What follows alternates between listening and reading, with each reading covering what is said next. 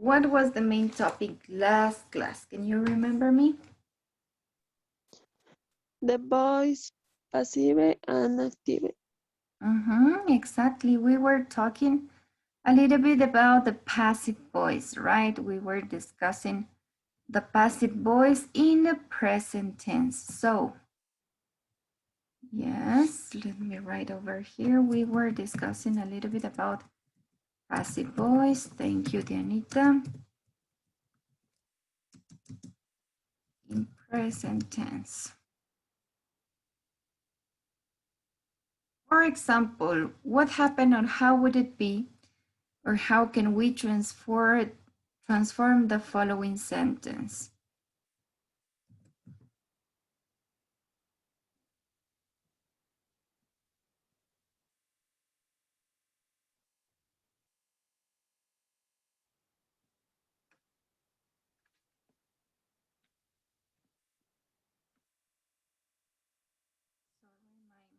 My computer was about to turn down, so I had to connect it to the battery charger. Let me see. So can you help me transform in this sentence, please?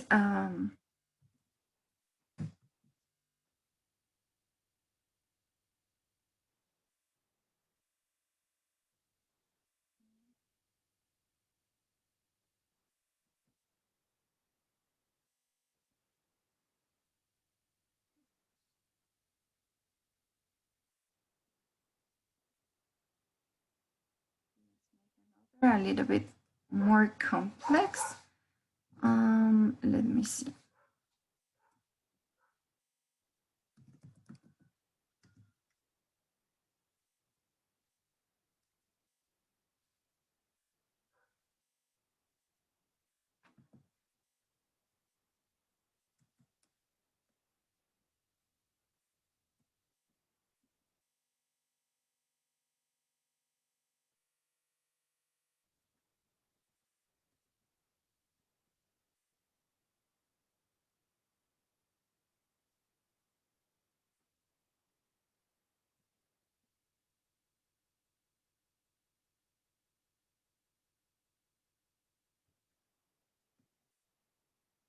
Can you help me, guys, transforming these sentences from active voice to passive voice? How would it be? ¿Cómo nos quedarían estas? Teacher quedaría, no era pizza, bueno, entonces teacher quedaría pizza is cooked Maria, by Maria. Exactly, by Maria. Thank you. By, yeah. Thank you, Alex. So, pizza is cooked by Maria. What about the next one? ¿Cómo nos quedaría la siguiente? Some nice flowers, teacher, are el verbo draw, ¿cómo es draw? Draw by they, them. Them, exactly. So, some nice flowers. En este caso are, porque estamos hablando de algunas flores, ¿verdad? Some nice flowers are drawn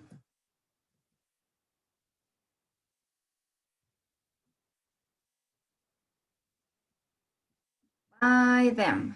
Thank you. So don't forget that we need to use the verb in past participle, and the verb to be needs to be in present. En este caso, necesitamos que el verbo to be esté en presente y el otro verbo lo transformamos a pasado participio. En ese caso deben tener mucho cuidado de verbos irregulares, porque los verbos irregulares cambian, ¿no? No necesariamente van a poner la ed al final para transformar este verbo al pasado participio. Okay, so you remember how to make this passive voice. Remember also that passive voice is used to say the same thing in another way. Si es una forma de decir lo mismo, pero de otra manera. En este caso es más importante quién recibe la acción que quién la realiza. So this would be a very short summary of passive voice. Can you remember something else that we talked last class? Manners, teacher. You were discussing about manners. So, Leo, can you give me an example of a good and a bad manner? What is a good manner?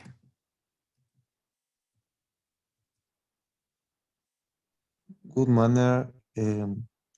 Say hello when ¿cómo se dice? Llegar. Cuando uno When you llega a algún sitio. arrive to a place. Ujú. So greet would be a good manner. And an example of a bad manner.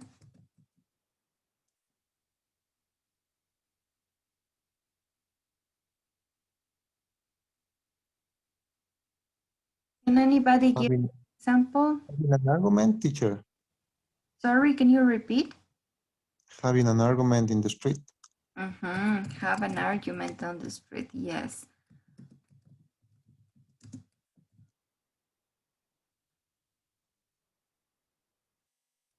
Don't forget that we have our manners can change from one place to the other.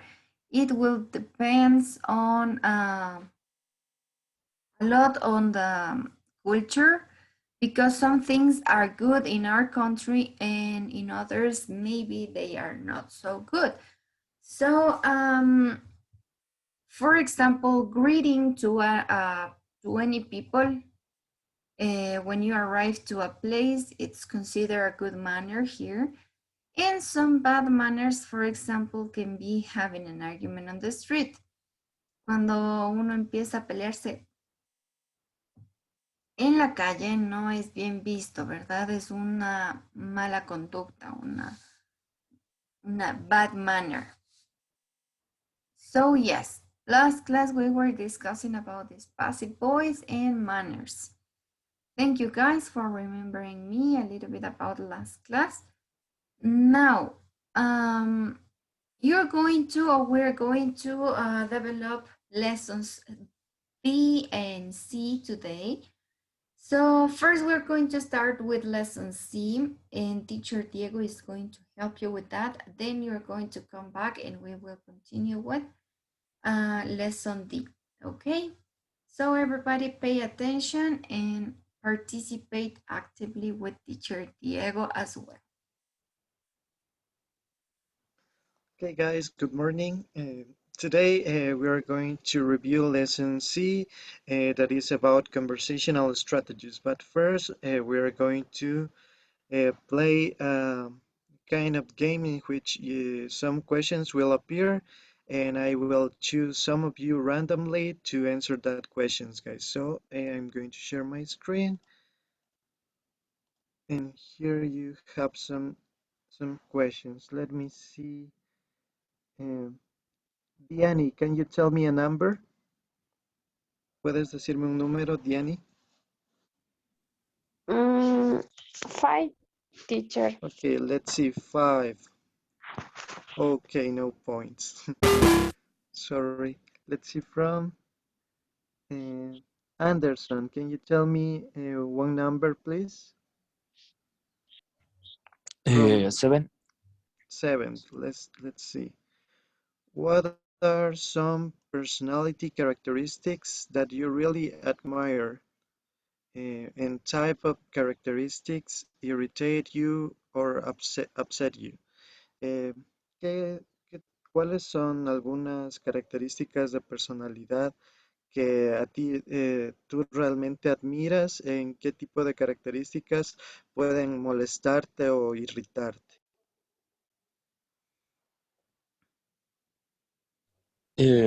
¿Respondo? Sí o no. Yes, you have to respond.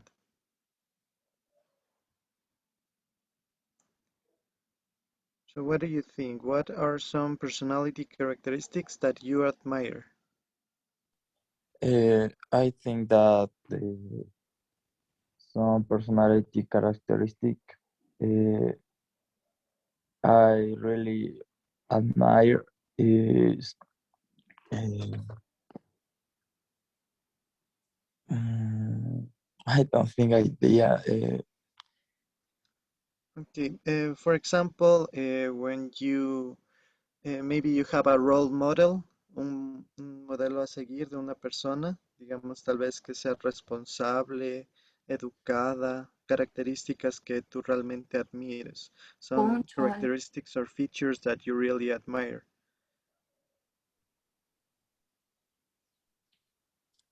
Um, my my father, my Okay, father your father. is responsible, punctual, Okay, and what type honestly. of characteristics doesn't like you, that makes you feel upset or irritates you? Otras características que no te gusten, que te irriten. Mm, eh,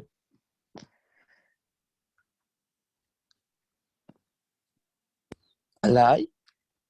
Lying, Mhm. okay. When people lies. Yes, that's very irritating, I think. Okay, Anderson, thank you. So let's see another number. Erika, can you please tell me a number from 1 to 16, except 5 and 7? Erika, are you there? Okay, I see you're connecting your audio. Okay, maybe if you have any trouble with your audio, you can write it on the chat and it will be okay. Okay, so while Erica is connecting to her audio, let's see from Alex. Alex, can you tell me a number? 10, teacher, 10. Let's see, number 10. What is the strangest gift you have ever received? ¿Cuál es el regalo más extraño que alguna vez te han regalado o que recibiste? Swiss teacher, porque todos saben que no me gusta el dulce. Okay, Y justo la persona que más me conoce me dio dulce. Entonces me hizo extraño. okay, that's strange because uh, that person knows you and gives you, I don't know why, if he or her already know that you don't like sweets. Okay, it's okay. You Alex. Well, another help me with a number, please. Vicky, are you there? Okay, so let's see from Cassandra. Cassandra, can you help me with a number from 1 to 16? 3. 3, let's see, number 3. What 3 things do you want to be remembered for? ¿Por qué 3 cosas tú quisieras ser recordada?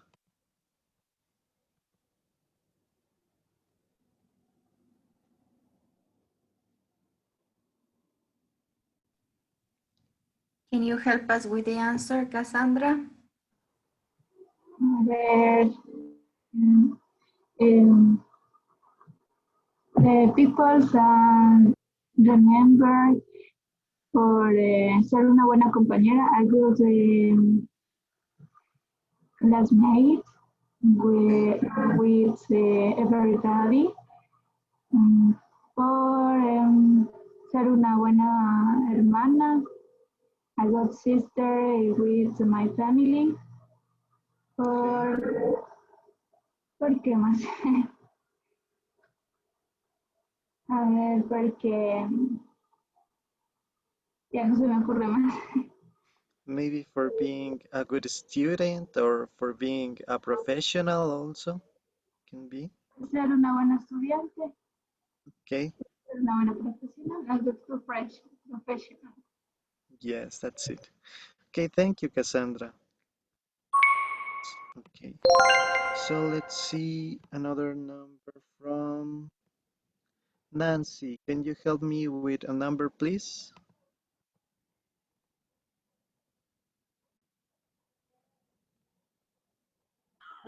Number 8. Let's see, where's number 8? In here. Here it is. Okay, if someone gave you an envelope with your death date inside of it, will you open it? This question means, si alguien te da un sobre con la fecha de tu muerte escrita dentro del sobre, ¿lo abrirías? O sea, si tú sabes que está escrita la fecha ahí de tu muerte, ¿abrirías el sobre o no? Will you open that envelope or not? Yes. Amarilla. Yes, why? I have, ¿cómo se dice? Curiosidad. Curiosity? Yeah, I have curiosity. Okay. Open the. Okay, sometimes curiosity is stronger than, Sí. or, okay, yes, thank you, Nancy. So let's see another number from, let me see, Maria Jose, please, can you help me with a number? From 1 to 16, except the numbers that your classmate already chosen. Hi, teacher. Number 6. Okay, let's see, number 6. If you could only save one item from a house in a fire, what would it be? Okay, so this question means, si pudieras solo rescatar o salvar una cosa de una casa que esté quemándose, ¿qué cosa sería? What will it be? Maybe if your house is in a fire, what will it be? ¿Qué cosa salvarías si tu casa se incendia? Just one thing. ¿Pueden ser personas o solo cosas, teacher? Okay, in this case, says item. It means objects, just cosas. Ok.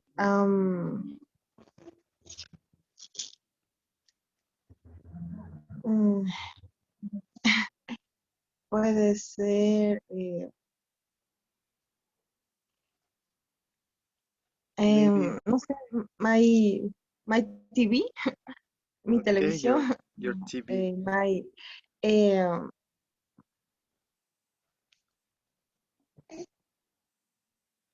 Okay, Maria Jose, it's okay. Maybe your TV, or maybe we can try to save something that is precious for us. Okay, so let's see another one. Okay, just one more. Let's see from Gallo. Morning, Gallo. Can you help me with a number from 1 to 16, please?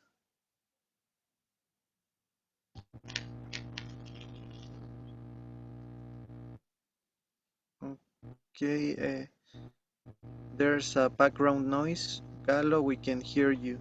If you're talking, we can hear you. We just can hear a noise. So, so I guess you're having troubles with your microphone and maybe your internet connection. So please, Gallo, can you turn off your microphone, please? Okay, Gallo. Then maybe you can participate. No te podemos escuchar, Galito. No escuchamos un ruido. Vemos que estás hablando, pero no. Okay, so let's see from Mafer.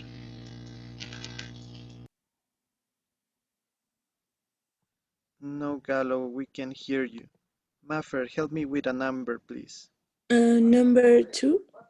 Okay, let's see, number 2. What is your idea of the perfect day? Please describe us what is your idea for the perfect date. ¿Cuál es tu idea de un día perfecto para ti?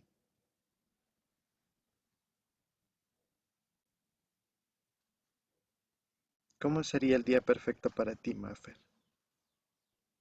How will it be?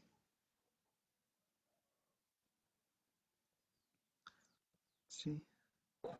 Okay. My perfect day is watching movies with a lot of food. Okay, that's a good day. Staying at home all day, just watching movies and enjoying with some food, snacks, maybe. Okay, Yes, so teacher. thank you, Muffet. That's great.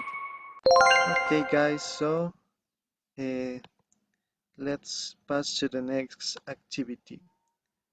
Okay, let me share again the screen. Okay, as I told you, this is the topic for today's lesson, conversation strategies. Okay, so let me see. Now we are going to try to answer this question. Okay, what kinds of things do people miss about home when they move abroad? Okay, this question means, ¿qué tipo de cosas extraña la gente cuando viajan al extranjero, when they move abroad? ¿Qué cosas extrañan de su casa, de su país natal, maybe?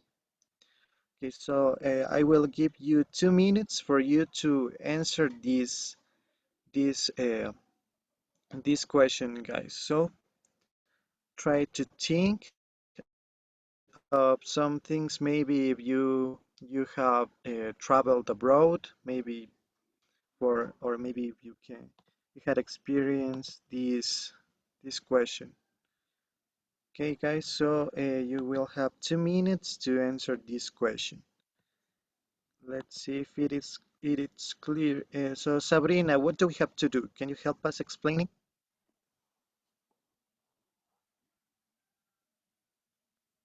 Sabrina, are you there?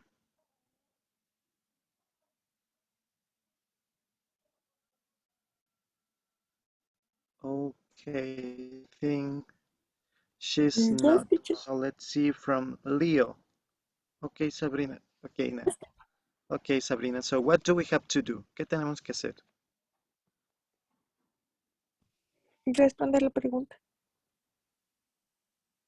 Okay, you will have 2 minutes to answer that question. Okay. So thank you, Sabrina. If then I will ask you to answer. Okay, guys. So you have 2 minutes to answer this question.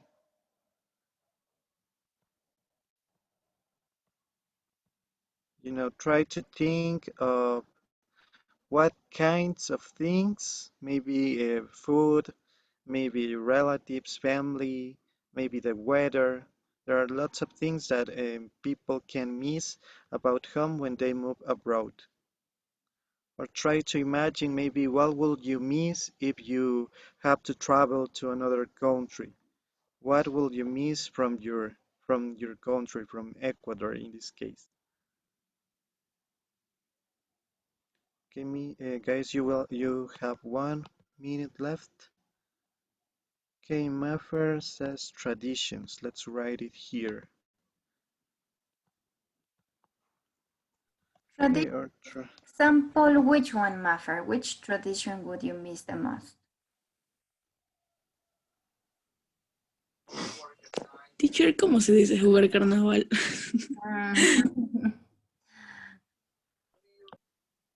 maybe.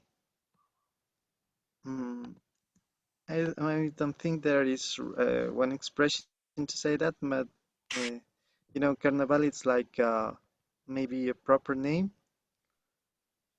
that cannot be changed. So maybe playing carnival. Carnival.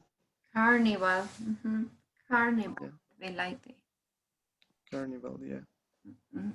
Okay. So playing carn. Alex, you wanted to say something. Tell us. What would you miss? Teacher, a ver, primero, first, the family, and Mhm. to the friends, or food, Which food would because, you miss? Food excuse me, like Which food would you miss the most? Mm, Comida extrañarías más. la salchipapa. Es que es increíble lo que son los ceviches, teacher.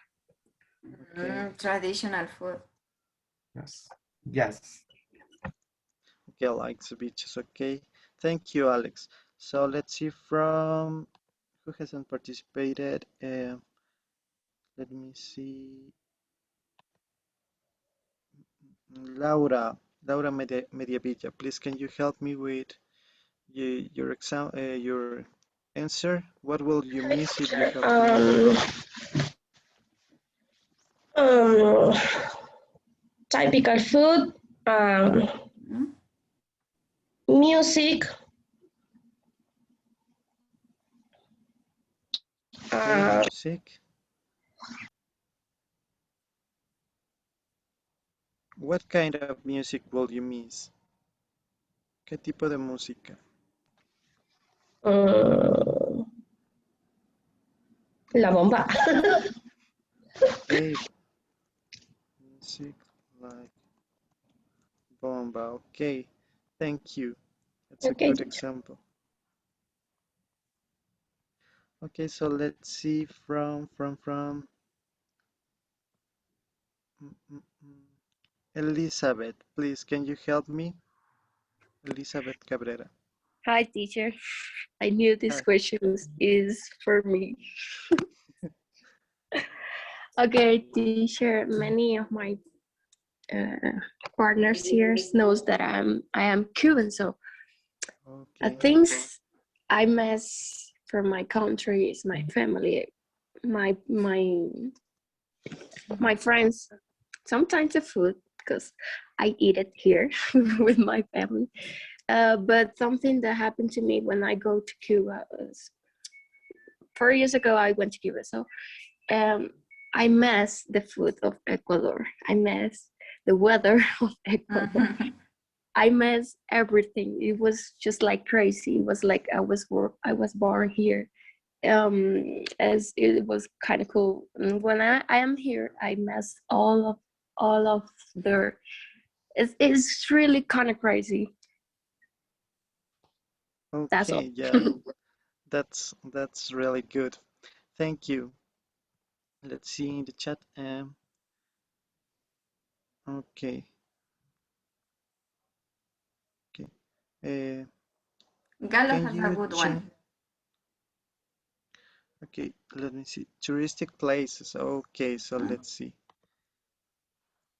Vector places. Yeah, here we have lots of different touristic places that maybe we can miss or we cannot find in other countries. So if good morning. Okay, I'm sorry. Okay, no worries, guys. Let's see now from Vicky. Are you there or not yet? Victoria, are you there? Okay, I think she's not yet. Okay, Digna. Let me see if I want to hear from you, Digna. What will you miss if you have to move abroad?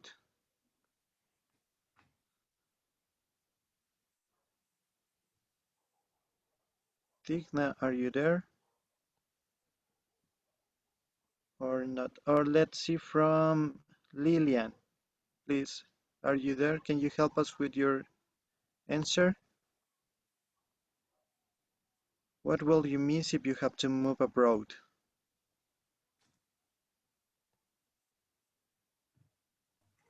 Oh, Buenos días, teacher. Recién entré a la clase. Todavía no, okay. aún Okay, no no le. worries. I will explain you. So we are talking about things maybe that we can miss or will miss if we have to move abroad. Estamos hablando de cosas que podríamos extrañar si es que nos tenemos que viajar o mudarnos a otro país. ¿Qué cosas del Ecuador podríamos extrañar? What things will you miss if you had to move abroad from Ecuador? Here, your classmates some traditions like playing carnival, family, friends, food, typical food, typical music, touristic places, also the weather. What else will you miss? I think the food, Okay, the food. yes, Food. all the food. What kind of food or what's your favorite plate? All the food confirmed. Okay, all the food. It's delicious. Yeah, yeah, I know. Okay, Mm-mm. thank you. The food. So let's see. Maybe you can, these are some of the things that people really miss from their countries, their native countries, when they have to move abroad. Or maybe if you have relatives abroad, you can ask them what things they miss. So, but these are the most common things, I think. Okay, so let's see. Now we're going to let me clear the screen and let's pass to the next activity. Okay. So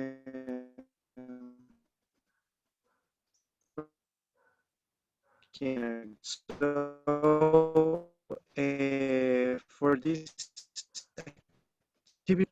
I need one man, one of Ilda, and one who helped me reading David. So, oh, sorry, I passed. Let's see, who wants to be Ilda in this case?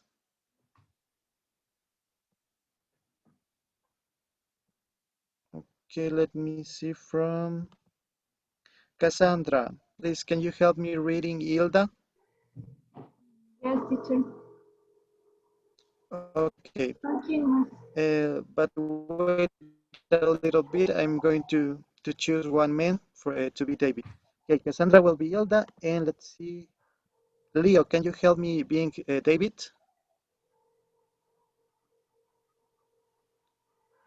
Leo, are you there?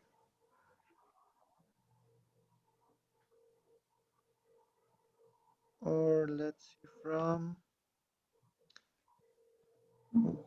who else?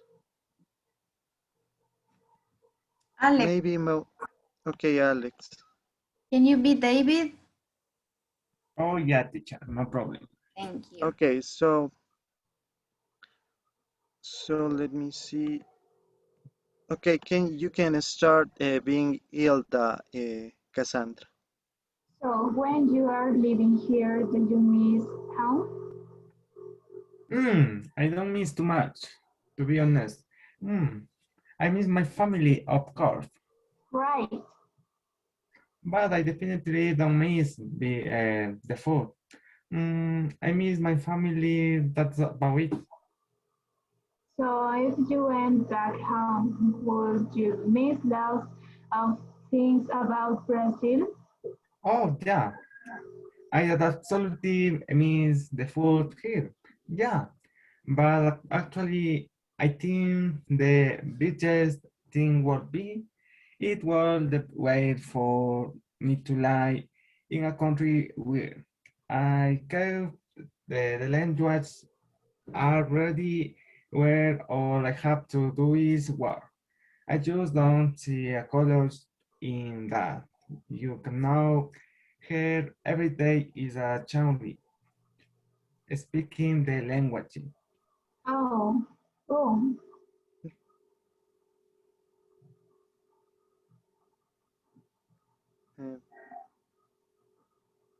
Uh, Alex, can you read the final lines, please? Or can you see it or not?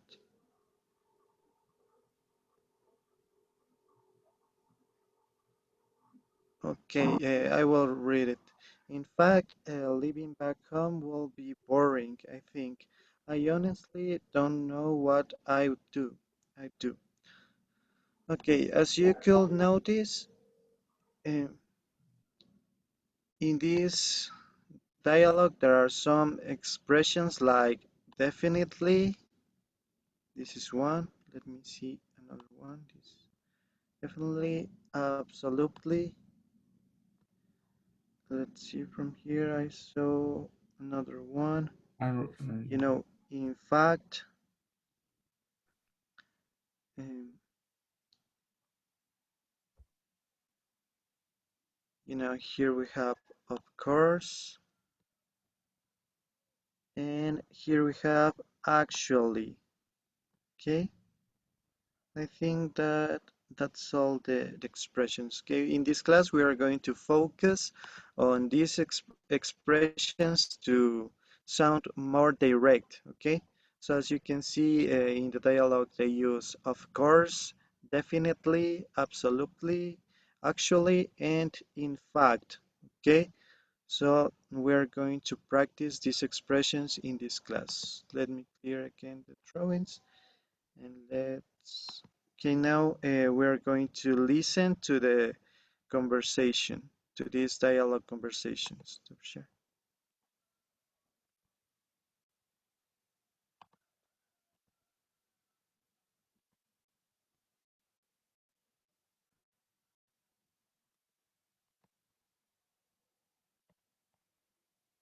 Page 26, Lesson C. To be honest. 1. Conversation strategy. Sounding more direct. B. Listen. What would David miss if he left Brazil?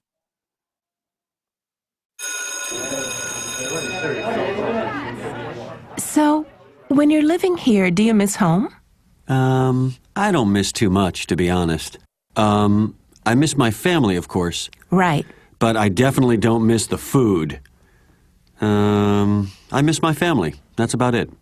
So, if you went back home, would you miss lots of things about Brazil? Oh, yeah. I'd absolutely miss the food here. Yeah. But actually, I think the biggest thing would be, it would be weird for me to live in a country where I knew the language already, where all I have to do is work. I just don't see a challenge in that. You know, here, every day is a challenge speaking the language. Uh-huh. In fact, living back home would be boring, I think. I honestly don't know what I'd do. Okay, here we have another one, honestly. Okay, I honestly don't know what I do. Okay, so let's see.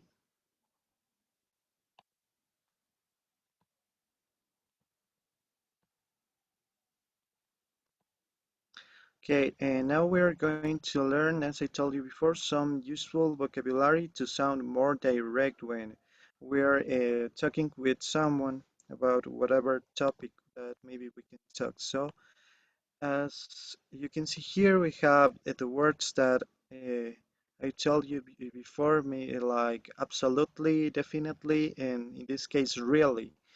Okay, so let's see from. Hmm, Erika, please, can you help me reading the first one with absolutely? This one.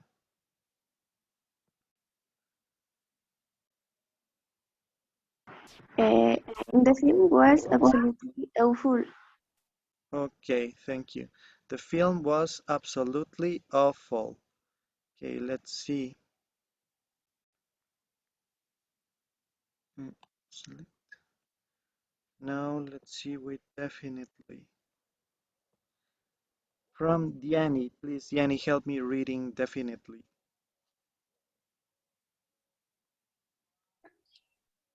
She definitely didn't expect the decision to be so hard. Okay. So now please let's see, let's read with really. With really help me. Can you help me? Nancy, please, can you help me with really?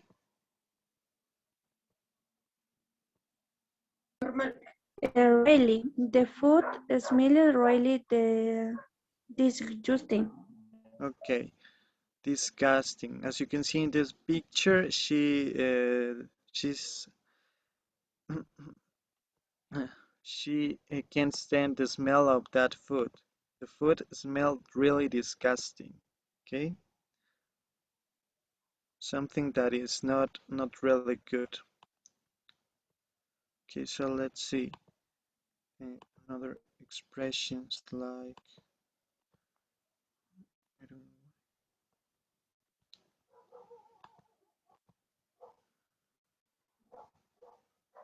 Okay. Now let's see with actually.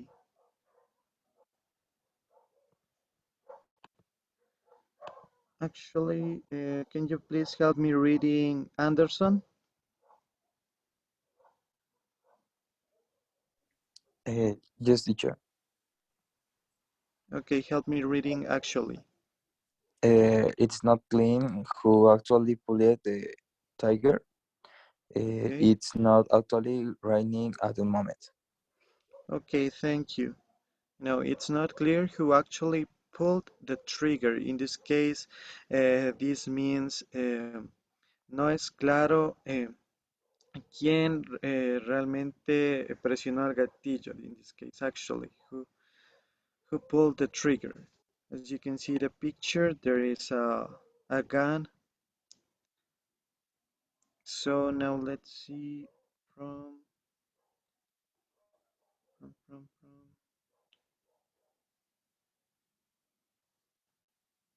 from wait, certainly. Can you help me reading Lillian, please?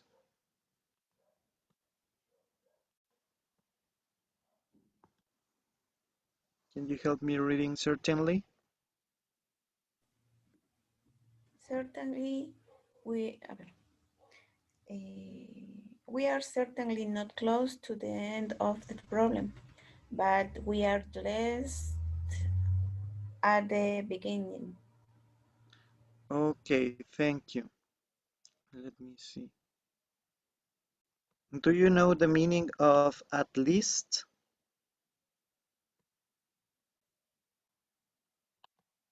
Someone who knows the meaning of at least? Maybe Diani, do you know the meaning? Let me see. Someone is al menos. Okay, thank you, Elizabeth. Yes, that's the answer. So this sentence says means nosotros estamos ciertamente no tan cerca, no cerca del final, de darle fin al problema o del final del problema, pero al menos estamos en el inicio. At least we are at the beginning. Okay, now let's see with honestly. Please let me see. Let me see from Laura. Please, can you help me reading honestly? Honestly, do you honestly think there is any way we could have a future? Honestly, I don't know. Okay, maybe these two sentences can be a part of a dialogue. The first person says, "Do you honestly think there is any way we could have a future?" Honestly, I don't know. Maybe they can be a couple, maybe, I guess. Okay, so let's see. Honestly, means honestamente, guys. Don't forget.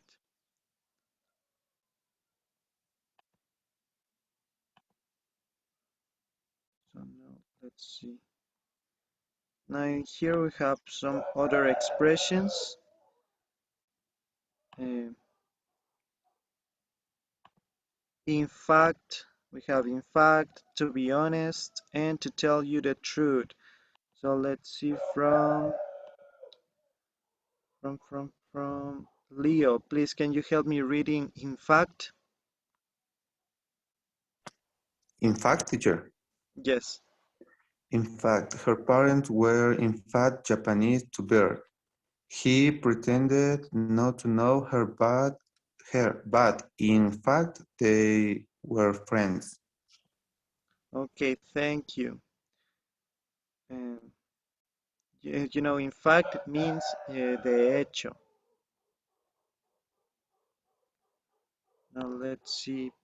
And to be honest.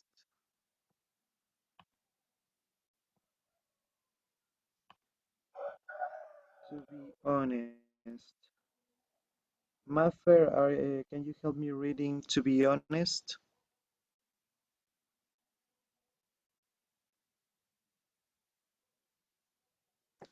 Sí, teacher. Okay, help me reading to be honest. I feel like I am feeling a bit dizzy, to be honest.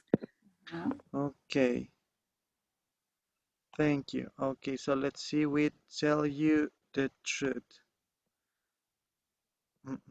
Al decir verdad. To tell you the truth. Let's see from Nancy, please. Can you help me reading to tell you the truth? Yeah, a ver. To tell you the truth, I will tell you the truth. To tell the truth, I don't like encebollado. Okay. Okay, you know, maybe we have when we want to be honest with someone, and we can tell to be honest or to tell you the truth. These two expressions are like a little bit similar. Okay, so let me clear the drawings and let's pass to the next activity. I just can. Okay, so now in here we have some of these sentences, and we have to make these statements more direct using these expressions that we have in parentheses. As you know, here we have to use definitely, in fact, certainly, really, actually, to be honest, to tell you the truth, and honestly. Okay, so we are going to change these statements, these sentences to sound more direct. As you can see here in the example, person A says, if I lived in another country, I would definitely miss my friends. And person B says, well, yes, but to be honest, it's good to make new friends too. Okay, so let's see with the first one. Let me see this. Okay. How can we use definitely in the first one? I'd miss my friends definitely. ¿Cómo podríamos poner? Solo esta partecita, esta definitely. I would miss my friends definitely. Who can tell me where to Teacher, place definitely? teacher, quedaría I definitely miss my friends. Okay, yes, that's it. But I'd no. definitely, okay, definitely miss my friends. Yes, that's it. And now the second part. I'd miss everyone. Everyone. Where do we place in fact? ¿Cómo ubicamos in fact in this case? In fact, it miss everyone. Yeah, in fact, comma, I'd miss every everyone. Okay, Teacher, ¿cómo thank se you. dice That's it. come en English? Uh, can you repeat me? I couldn't hear you. My dogs are barking. Sorry. Creo que eran, no, teacher. No,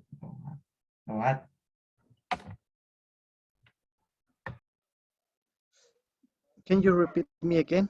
There was some noise here. Sorry.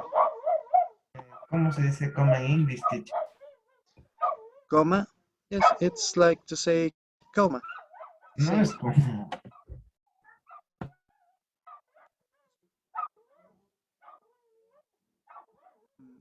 Okay.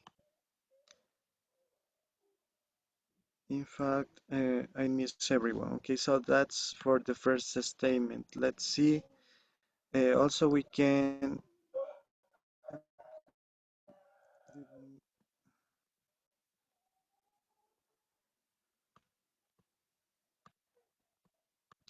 Or also we can set here I'd miss everyone. In fact. Also, we can place in fact at the beginning or at the end. Okay. So let's see. This will be the answer for the first one. So let's work on the second statement. I will miss the weather. We have to place certainly in this sentence to sound more direct. Where do we place certainly? ¿Dónde pondríamos certainly? Sería I wouldn't certainly miss their wedding. I would, that I wouldn't, sorry.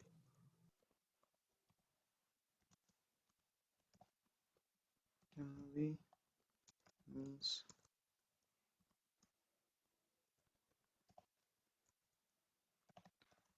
let's see, means the weather. Is it correct to say it, I wouldn't certainly miss the weather? Do you think is it correct or not?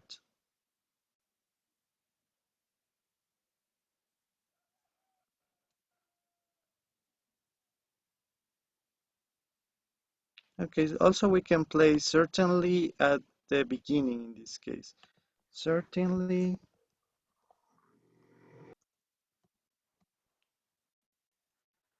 certainly, comma, I wouldn't miss the weather in this case. Okay, and where do we place really? In the second one, but I would miss the food. Where do we place really? But who knows the answer?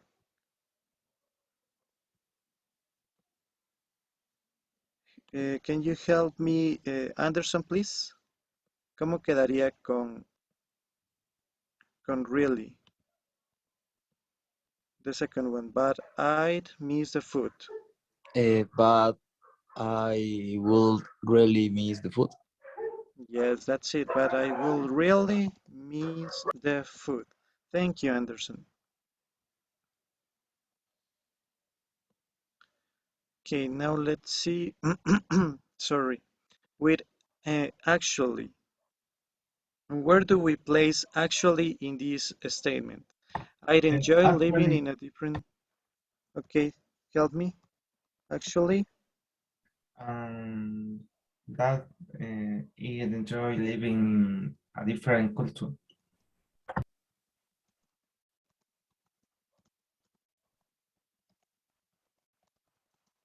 okay. Yeah, that's it. But also we can say I'd enjoy living in a different culture, comma, actually.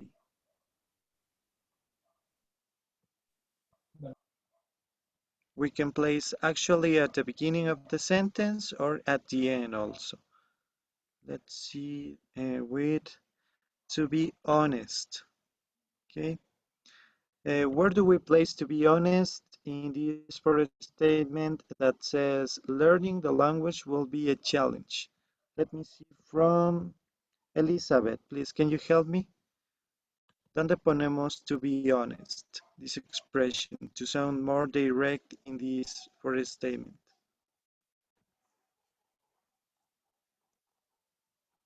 ¿Cómo nos quedaría la oración más directa? I think at the beginning. Okay, yeah, at the beginning. To be honest, comma, learning the language.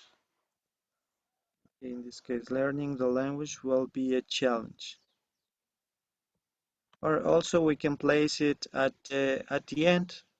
It will be learning the language will be a challenge, comma, to be honest. Now let's see with the next statement that says, I wouldn't miss the lifestyle here. Now we have to use to tell you the truth. Please, can you help me, Diani, please? ¿Cómo nos quedaría la oración?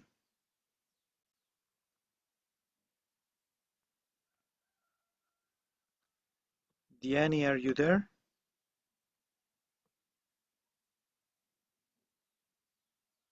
Diani, wake up, Diani. Or let's see from Wake up, Laura. everybody.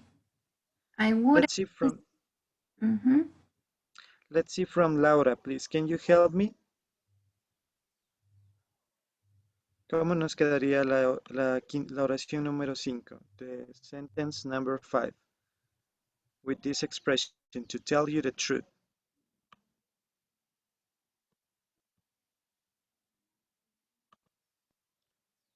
Or maybe Alex, can you help me?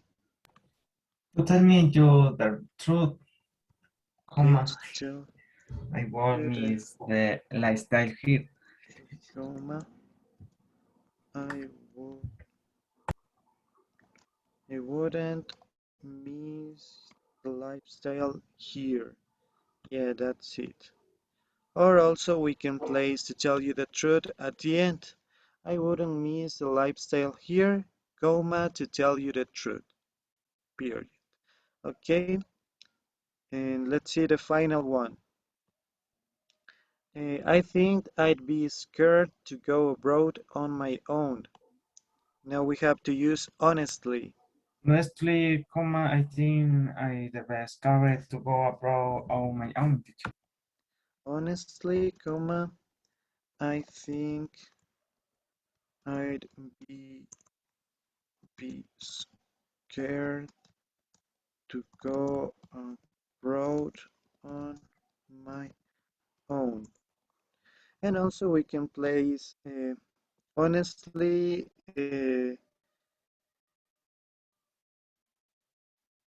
at the end, or also it could be like this. I will honestly be scared to go abroad on my own. And also we can place honestly at the end. I think I'd be scared to go abroad on my own, comma, honestly.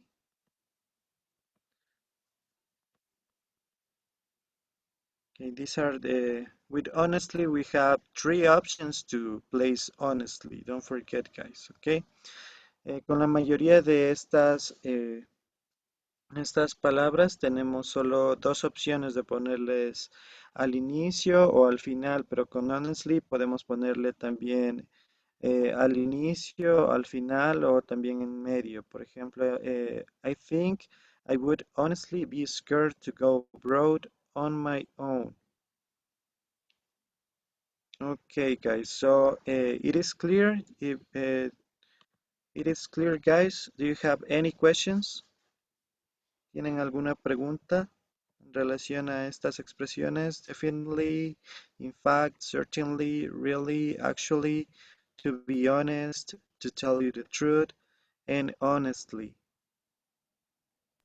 Teacher, ¿qué significa to tell you the truth? The truth.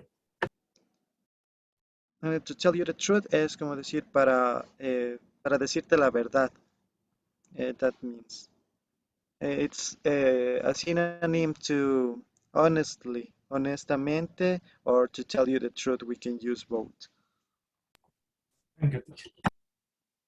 Okay, you're welcome. So let's go to the next activity. Okay, guys, now I'm going to share you, let me see, I'm going to share you a link for a Padlet, okay, guys, in which you will have to write a short dialogue, as you can see the example, using these expressions. Just a short dialogue using these expressions. Maybe you can talk about the question of the beginning, that was of your experience, if you have been abroad or not. Okay.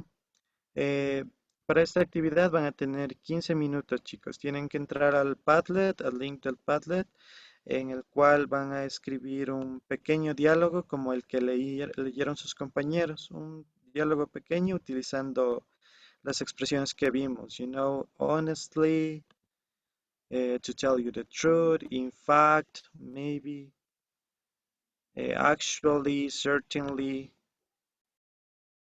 At least you need to use three of these expressions. Tienen que utilizar al menos tres de estas expresiones, chicos. Okay, let's see. It's clear. So, Please, teacher, al WhatsApp. okay, yes, I was going to. I was about to send it to the WhatsApp group. Okay.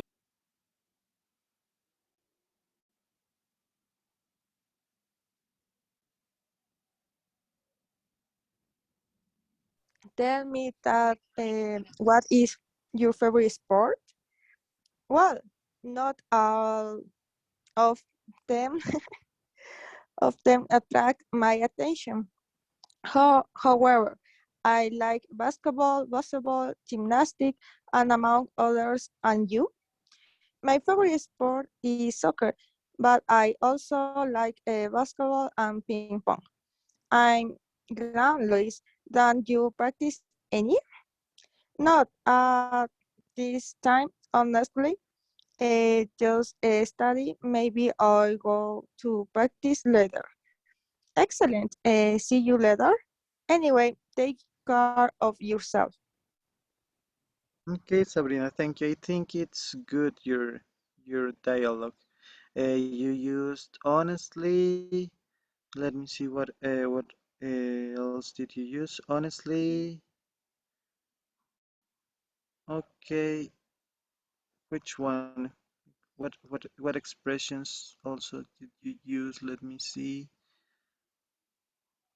Okay, try to use more expressions. Okay, you had to use at least three. I only see that you just use honestly, or maybe you can change one honestly or to say to be honest. Puedes cambiarle, digamos, ¿dónde sería la que está acá? Not at this time. To be honest, just study in this case. Para tener más variedad de las expresiones para ser más directos. Yeah. Porque solo leo honestly, honestly. Entonces puedes usar otras también. In fact, to be honest, really. Okay. Um, anyone else who have finished? Teacher, yo ya terminé. Who is it? Diani?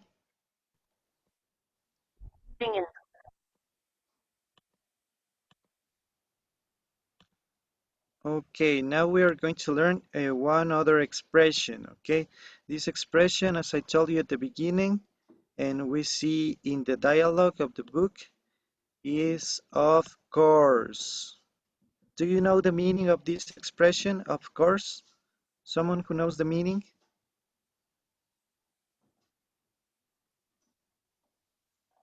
¿Alguien que sepa el significado de of course? Por supuesto, teacher. Yes, that's it. Ok, tú mismo ayúdame leyendo, ¿ya? La regla, of course. This Of part. course, usually meant. This idea is not surprising. It's what you expect. You can also use of course in response to show you agree or understand. I really miss my family. Of course. I miss my family, of course. Okay, thank you. You know, of course means por supuesto, as your classmate says. Okay, it usually means this idea is not surprising. Okay, it's something that maybe eh, cuando ya es algo que no nos sorprende, decimos, por supuesto, okay? And this is one meaning of course. Cuando algo no nos sorprende y es algo que esperábamos, we can say of course. But also we can use of course to show that we agree or understand something. Podemos utilizar para mostrar que estamos de acuerdo con algo o que entendemos también algo en el diálogo. Por eso aquí esta nota nos dice note. Be careful when you use of course. It can sound abrupt or rude as an answer to a question. Es como que muy informal también, muy como que tosco, grosero de decir. Por supuesto, es como que en español podríamos decir así, pero no. Be careful. So as you can see the example here, do you miss your family? Eh, si te preguntan, por ejemplo, ¿extrañas a tu familia? Y tú respondes, por supuesto. It could be a little bit abrupt, but try to avoid this answer. And in this case, you can use, oh yes, I really do. Do you miss your family? Oh yes, I really do. Sí, yo realmente lo hago, realmente extraño a mi familia. Okay, and this expression is really used, is a very common expression that is one of the top 50 expressions that are used. Okay, so it is clear this part, guys? Do you understand the two meanings of course? ¿Entendieron los dos significados de of course? ¿Cuándo Of usamos? course. Teacher, una pregunta. Okay, tell me. O sea que cuando, digamos, me preguntan o me invitan a algún lugar, no puedo responder con of course. Well, you can answer with of course. Maybe here in Spanish it is typical to say por supuesto o claro, and it is not considered rude. No es considerado como grosero responder así, es como que normal. Pero in the foreign culture, maybe in USA or in London, in the United Kingdom, maybe it could be rude just to respond using of course. So this is more cultural.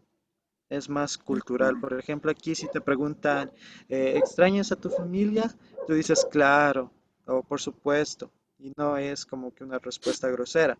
Pero si es que te preguntan, digamos, en inglés, estás en otro país, te dicen, ¿Do you miss your family? And you said just, of course. This could be some, something rude or abrupt, algo como que muy grosero sería en este caso. Is a bad manners. Yes, that's it.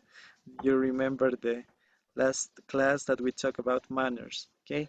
So we can say that it's bad manners to respond with of course, just Okay. saying of course. Thank you, teacher. Okay, someone else wants to say something? Teacher, o sea, ¿qué palabra puede reemplazar? O sea, o ya nomás, o otra palabra puede reemplazar of course para que sea más Uh, cortés.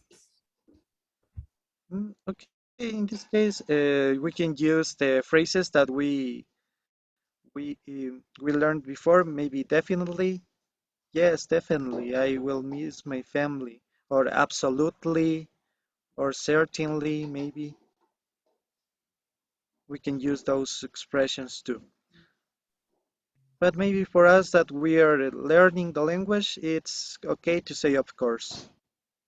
As you can see in this example, I really miss my family, of course. We can use of course. But it's important to keep in mind that maybe if you have the opportunity to travel to the USA or the United Kingdom, you can keep in mind that if you just respond with of course, it can be rude. Okay, guys? Don't forget that part.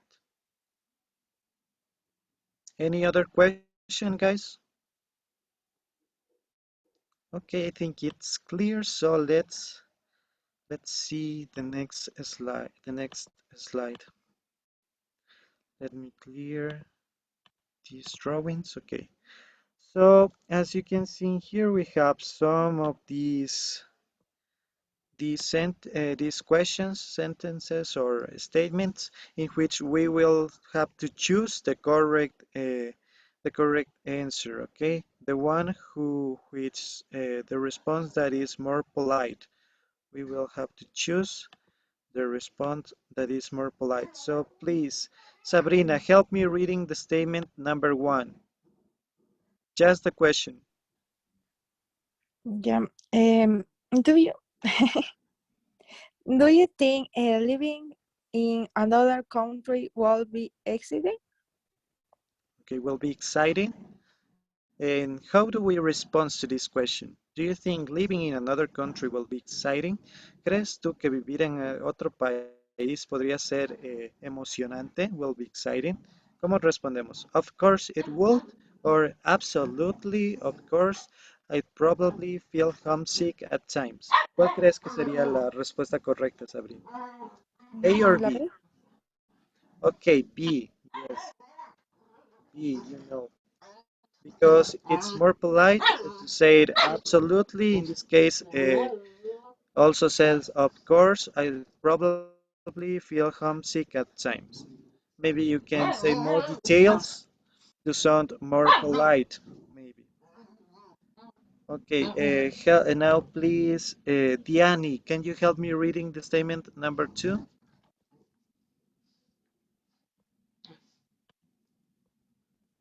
Diani, are you there? Sí, teacher. Okay, please help me reading the question number 2. Yeah. Well, you learn all about a country before you went. Will you learn all about a country before you went? Okay, so which answer do you think is the correct to say here, this part? Well, I guess I'd like to know all about its culture and of course its traditions. Or, but of course, you really should learn something. ¿Cuál crees que es la respuesta más que suene más educada, más formal? Mm, yo creo la A. Okay, A. Yes, that's the correct answer. Yes, because maybe if we can just say, but of course, pero por supuesto, you really should learn something. Tú realmente deberías aprender algo. Eso suena como que muy grosero. En cambio, si dices, bien, yo creo que I like to know all about its culture. Me gustaría saber más sobre esta cultura, todo de esta cultura y por supuesto sus tradiciones. Suena un poco más formal, más educado porque damos más detalles también.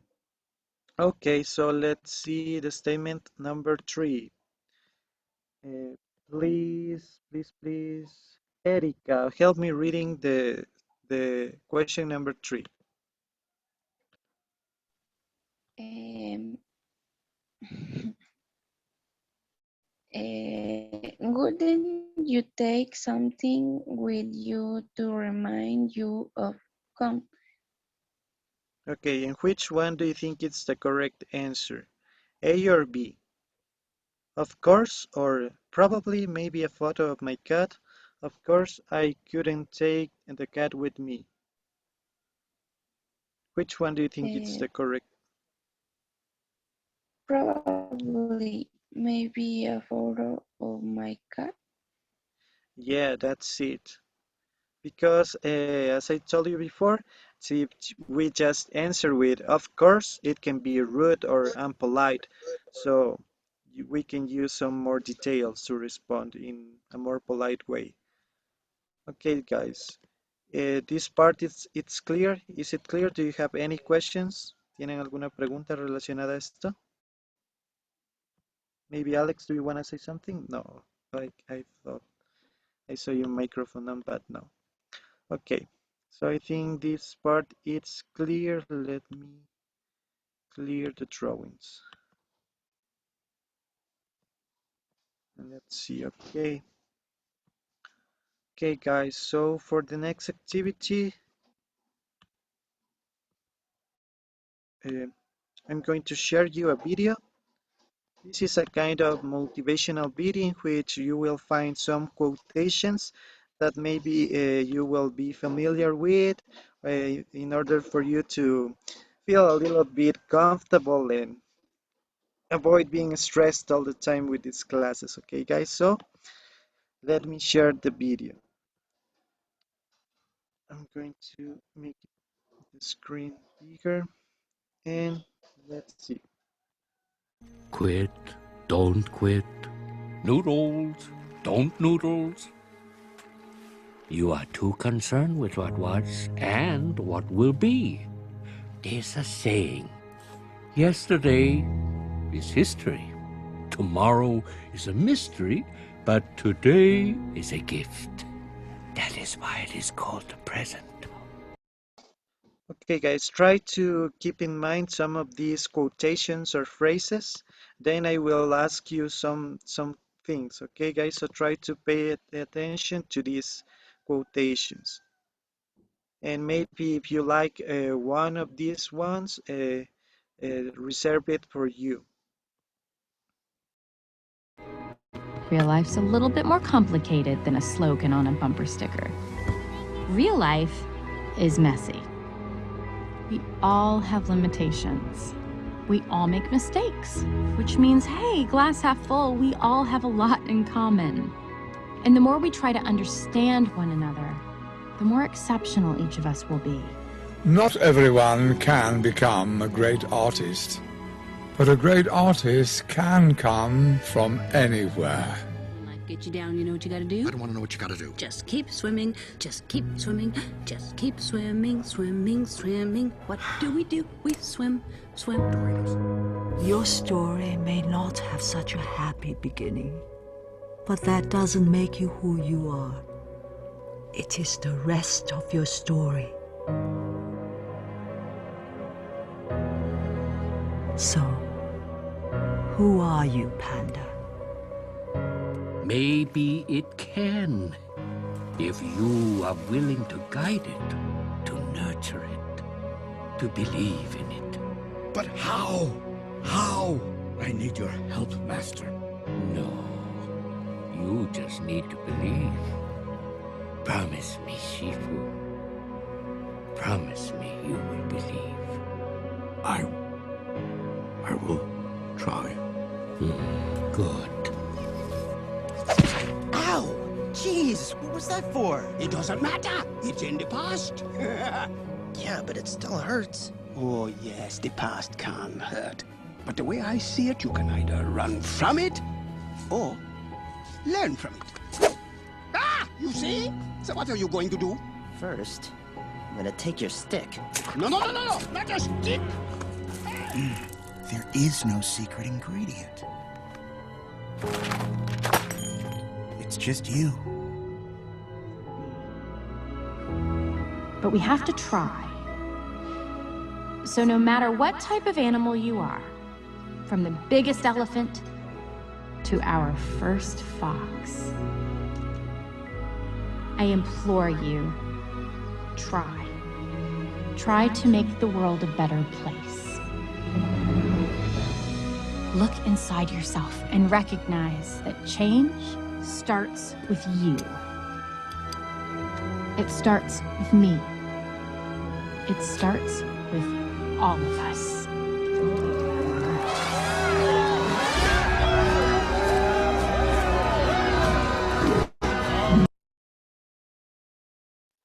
Okay, guys, I hope you like this video, and maybe I want to hear from you some of these quotations. Did you like it, or do you think something about these quotations that we saw in the video? Maybe if you want to say something about it, or which one do you like the most, or if you have ever seen these cartoons or these movies. Which one have you seen? ¿Qué película de las que vimos alguna vez han visto ustedes? Who wants to say something? Todas, teacher. Or movie teacher. Todas se han visto, ¿no es cierto? Okay, but maybe when we watch these movies, maybe we don't focus on these important parts, these phrases that make us in some way feel, or maybe uh, see the life from another point of view. So maybe I want to say that from the movie Looking for Nemo, El Buscando a Nemo, maybe that part in which the fish felt a little bit sad. Uh, the other fish says just that maybe we that just keep on swimming. maybe this phrase can mean that maybe we can have very difficult situations that we have to face in our lives, and it depends on us to overcome this situation. And yeah, just keep on trying, keep on trying and trying until we can face those things and maybe solve it and overcome these things. Okay, so I hope you like this video. And maybe if you want any of these phrases, or do you want to say something? What these phrases means for you? Anyone who can tell me something about this? Who wants to participate? Maybe, let me see. Elizabeth, do you want to say something from this video? Did you like it or not? Teacher, I like it, but I don't know, it's kind of sad. I think it encourages you. I say that right? I don't know. But I don't know, sometimes we feel bad, sad, and lonely for things that happen to you, but those phrases makes you believe that is going to happen another thing to you, and makes you happy sometimes. But that's it. It's all about life. You can be sometimes sad, down, or anything, or happy. You can keep going or move on. And that's it. That's the only say I can say. The only things. Sorry. Yes, yes, that's it. Thank you, Elizabeth. Yes, as you know, as you saw, the first one of the first quotations that was from the movie Zootopia, I guess. That was, the life is a mess, and maybe it is real. Real life, it can be complicated at times, but it depends on us to make our decisions in order to overcome these sadness situations, to achieve or to achieve happiness. That is maybe our life goal or life expectations. Maybe we study, we work because we want the things to be better from us and to be happy with our family and with ourselves. So that's all for this lesson. See, guys, I hope you like it. And also, I want to say it to most of you and to your relatives that you will pass a happy day and enjoy your this uh, Father's Day, guys. So I hope you can stay with your family today and you can relax and uh, spend a lot of time with your fathers or maybe with your relatives or family, guys. So I hope you like this lesson, and I want to say thank you to you because you participated. This class was really funny for me. I learned from you, and I hope you learned from what I thought you. Okay, guys, thank you. That's it for this Thank you, first teacher. part. Thank you, teacher. See you next Thank you, Thank you, teacher. teacher. Thank Thank you, you, teacher. guys. Thank you, teacher. Thank you, teacher. Thank you a lot, Teacher Diego, because his phrases of the last video made us think about life. So now, guys, we're moving on to the next part of the unit, which is Unit 3D, Lesson D. And you have a very interesting topic this time. You're going to listen to a video. It's kind of sticky. You're going to have maybe the phrases in your head. And try to catch the ideas. You're going to see in the video some quotes or some idioms, and you will try after the video to tell me what an idiom is. Si van a tratar de decirme qué es un idiom. No estoy hablando de los idiomas ni de los lenguajes, sino de algo más. Un idiom es algo más. Vamos a ver qué es, ¿ok? So pay attention to the video and try to catch the phrases as well. Traten de acordarse de al menos una de las frases que van a ver en el video, ¿ok? So let me play the video and share the sound with you so everybody can listen.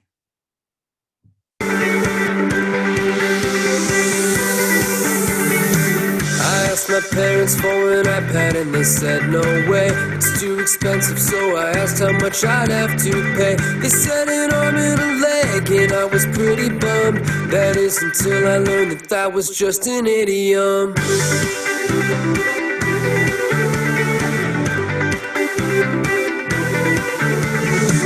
An idiom is a phrase that doesn't make much sense unless you heard it before and you knew what it meant. The words themselves could be used in a different way than what the person means when they use the phrase. Saying you missed the boat, that's an idiom. Kill two birds with one stone, that's an idiom. Saying give it a shot, that's an idiom. Rolling a china shop, that's an idiom.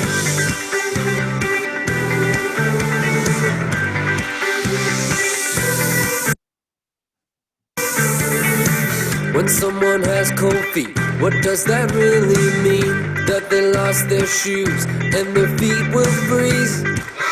These are cold feet of a different kind. It means that they got nervous and they changed their mind. If we're in the same boat, we don't have to be at sea. It just means you're in the same situation as me. It's raining cats and dogs is something one might say, but all it really means is that there's lots of rain. That's a piece of cake, that's an idiom. I'm drawn in a blade, that's an idiom. Cat's out of the bag, that's an idiom. We're gonna have a blast, that's an idiom.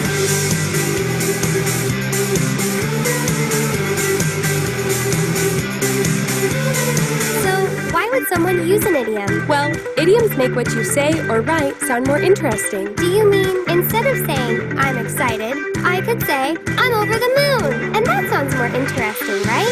Exactly. You hit the nail on the head. Let's play it by ear, that's an idiom.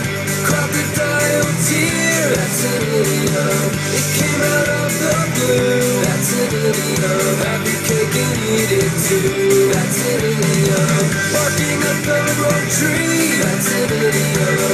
By the skin of your teeth, that's an idiom. We gotta break the ice, that's an idiom. Got bigger fish to fry, that's an idiom.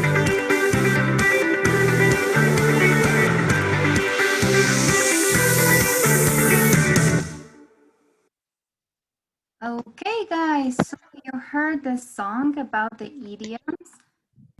Can anybody tell me what an idiom is then? ¿Qué será un idiom? Los dichos, teacher. Exactly. An idiom can be, as we in Spanish know, as dichos, ¿no es cierto? Los dichos, los refranes, las frases idiomáticas that represent to each country or maybe culture, or they change from one place to another. For example, even though we talk in different countries Spanish, we have different sets, right? We have different idioms. A pesar de que compartamos el idioma español en algunos países, las frases van a cambiar, ¿sí? Las frases idiomáticas. ¿A qué me refiero con frases idiomáticas o dichos? Pues ustedes deben saber mejor que yo, ¿no? Nosotros decimos, hay ciertas cosas que son traducibles en otros idiomas, como por ejemplo, por ahí vieron un crocodile, ¿no es cierto? Por aquí está. You were, y nosotros decimos también o utilizamos ese dicho. Crocodile tears, right? Crocodile tears, las lágrimas de cocodrilo, ¿no? Y a veces cuando ustedes están hablando, se sueltan estos dichos o empiezan a utilizar estos idioms. So, as you could see here, these idioms or proverbs are not taken literally. ¿Sí? No podemos tomar una frase o una frase idiomática o un dicho de forma literal. Generalmente tienen otro significado, ¿no? Hay algo más detrás de esas frases. Look at this, for example. You have cold feet. Tener pies fríos. Si ustedes traducen literalmente esa frase, have cold feet, les va a salir en el traductor tener pies fríos. ¿Cuándo no significa eso? To have cold feet means something else. Means that maybe you got nervous. Y cuando ustedes se ponen nerviosos y dicen, ay no, mejor ya no.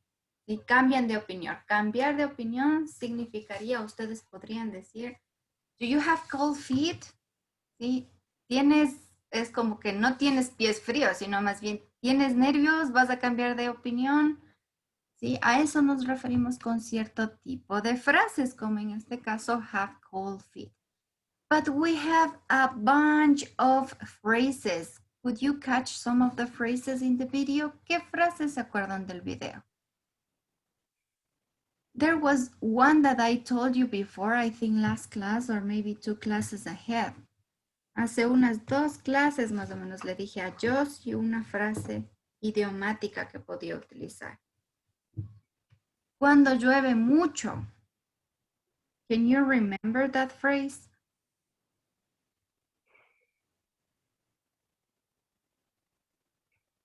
¿La del cielo se está cayendo? Sí, hay una frase para referirse cuando llueve así demasiado que parece que el cielo se está cayendo. Don't cry. Eso decimos nosotros en español, ¿no?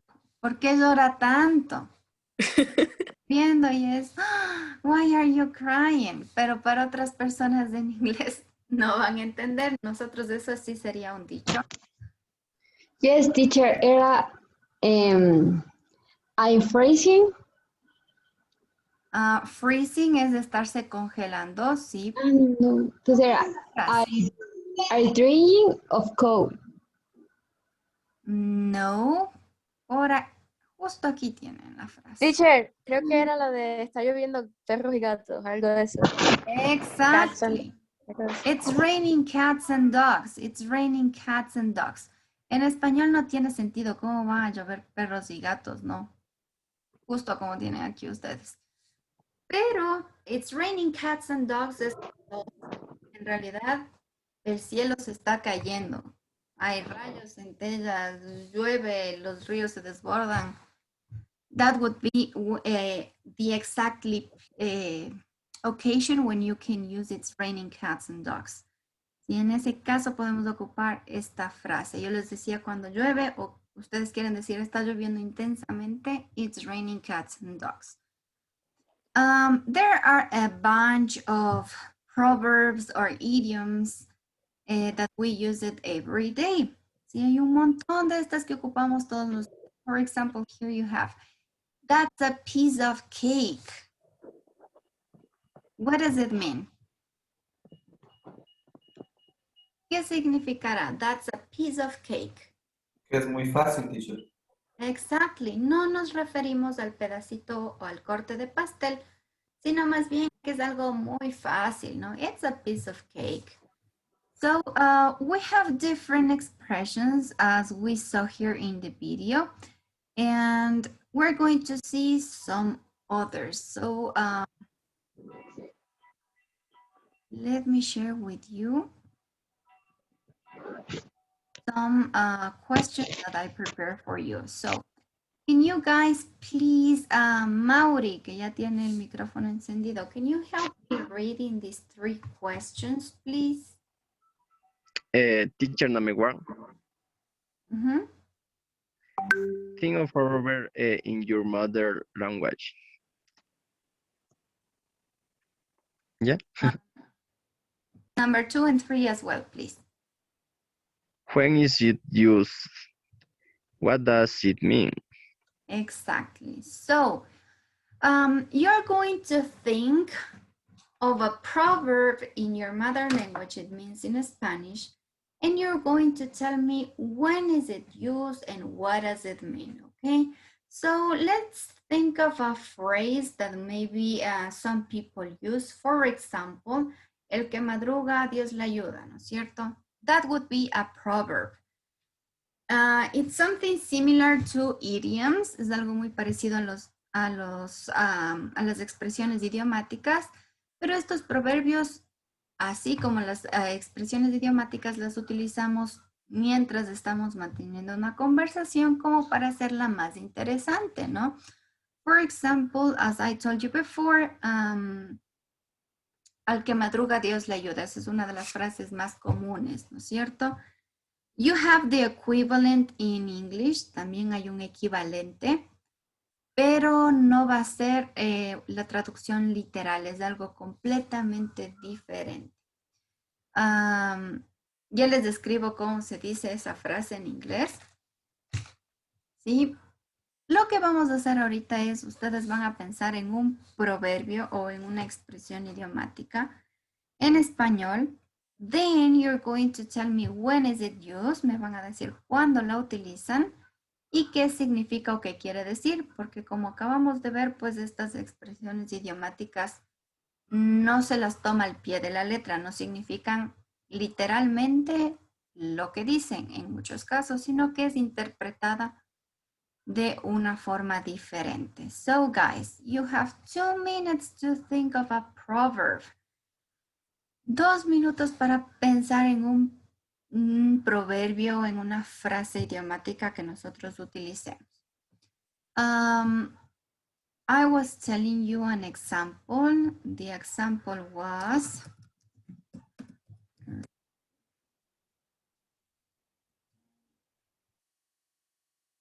okay, here we have a phrase in Spanish means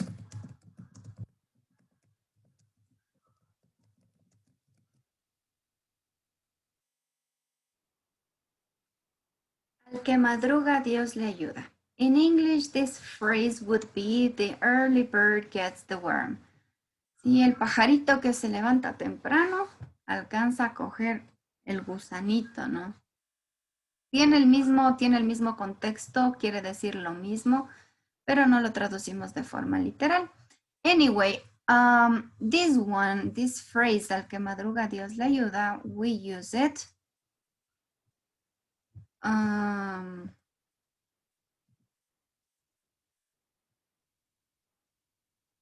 Teacher, Alex. ¿cómo podría decir tuya vida? One life, just one life. Teacher, ¿y nosotros se la decimos en inglés? You're going to tell me in Spanish and we will see if we have a match in English. Luego buscamos si es que tiene alguna traducción o algún equivalente en inglés. Let's do it first in Spanish, then we match the phrase. Teacher, ¿le decimos en español nomás? Yes, in Spanish. Ya, más vale tarde que nunca. Okay, that's a good one, Dianita. Te voy a poner del lado de acá. Más vale tarde que nunca. When do you use this phrase? ¿Cuándo ocupas esta frase, Dianita? Más vale tarde que nunca. Por ejemplo, El último, teacher.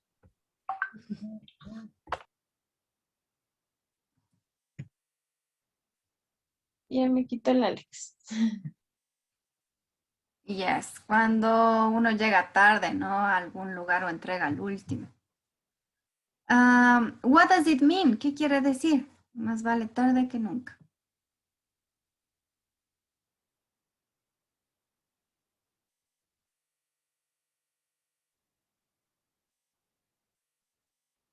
What does it mean? ¿Qué significa más vale tarde que nunca? ¿Cómo le explicarían esta frase?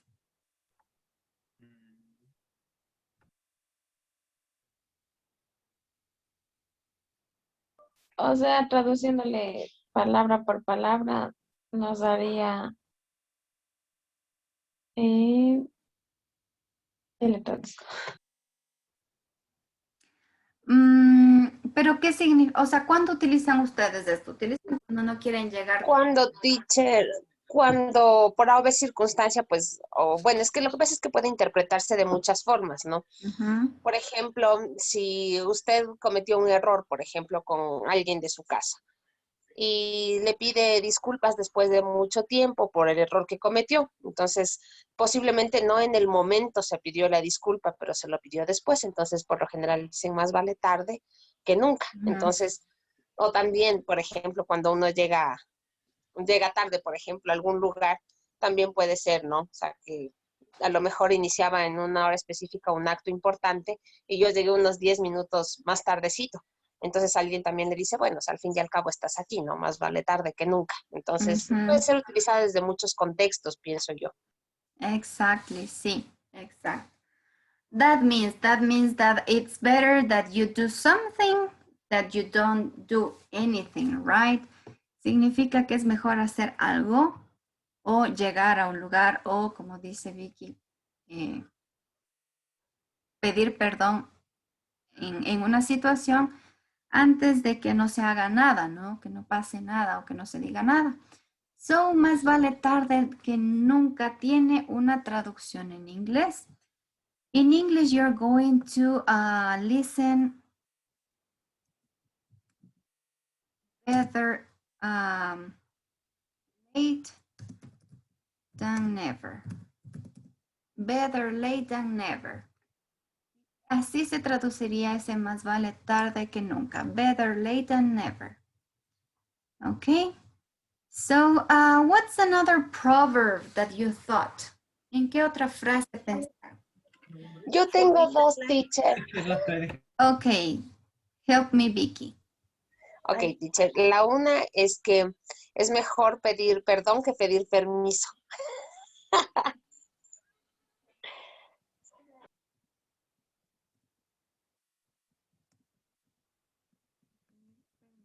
Okay. Teacher, y esta otra podría también ser utilizada, por ejemplo, el ignorante afirma y el sabio duda y reflexiona. No lo había escuchado, pero ok, el ignorante y... Sí, el ignorante afirma, el sabio duda y reflexiona.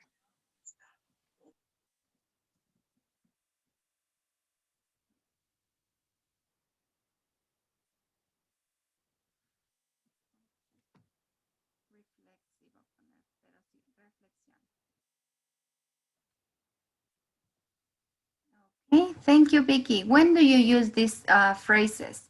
¿Cuándo utilizas estas frases? Bueno, la primera cuando era joven, así.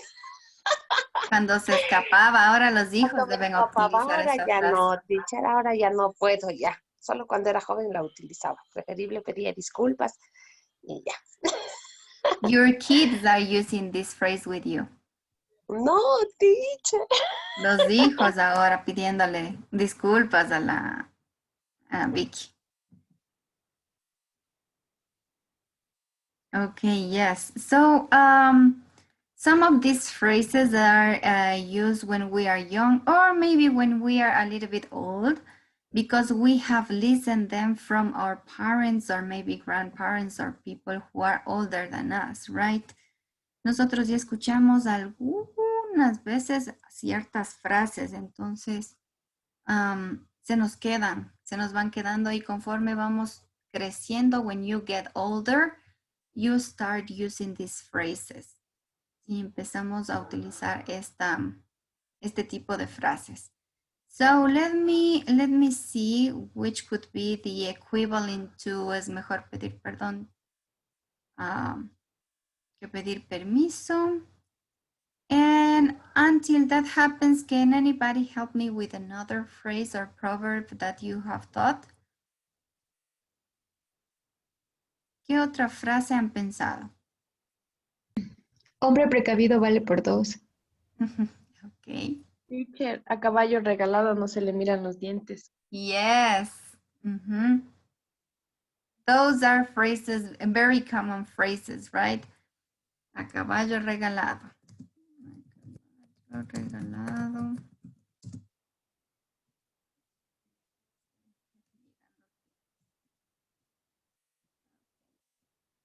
Equivalent of this phrase right here.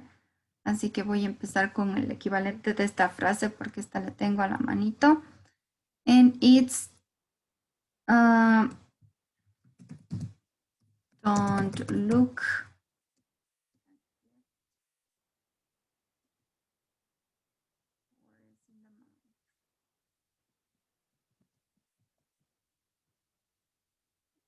don't look a gift horse in the mouth. No mires no le mires la boca que te regalan, sería, ¿no? Más o menos, pero se entiende o tiene un significado muy parecido. A caballo regalado no se le miran los dientes. Otro era, a ver, let me read. You are writing on the chat as well. A ver, no todo lo que brilla es oro. That's a good one, Galito. No todo lo que brilla es oro. Perfect. When do we use that? ¿Cuándo utilizamos ese? No todo lo que brilla es oro.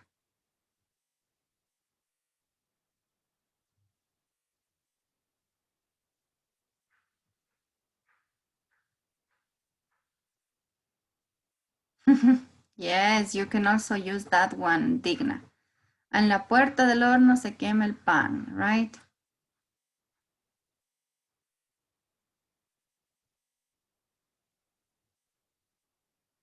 En boca cerrada no entran moscas. Oh my God, you got such a good ones.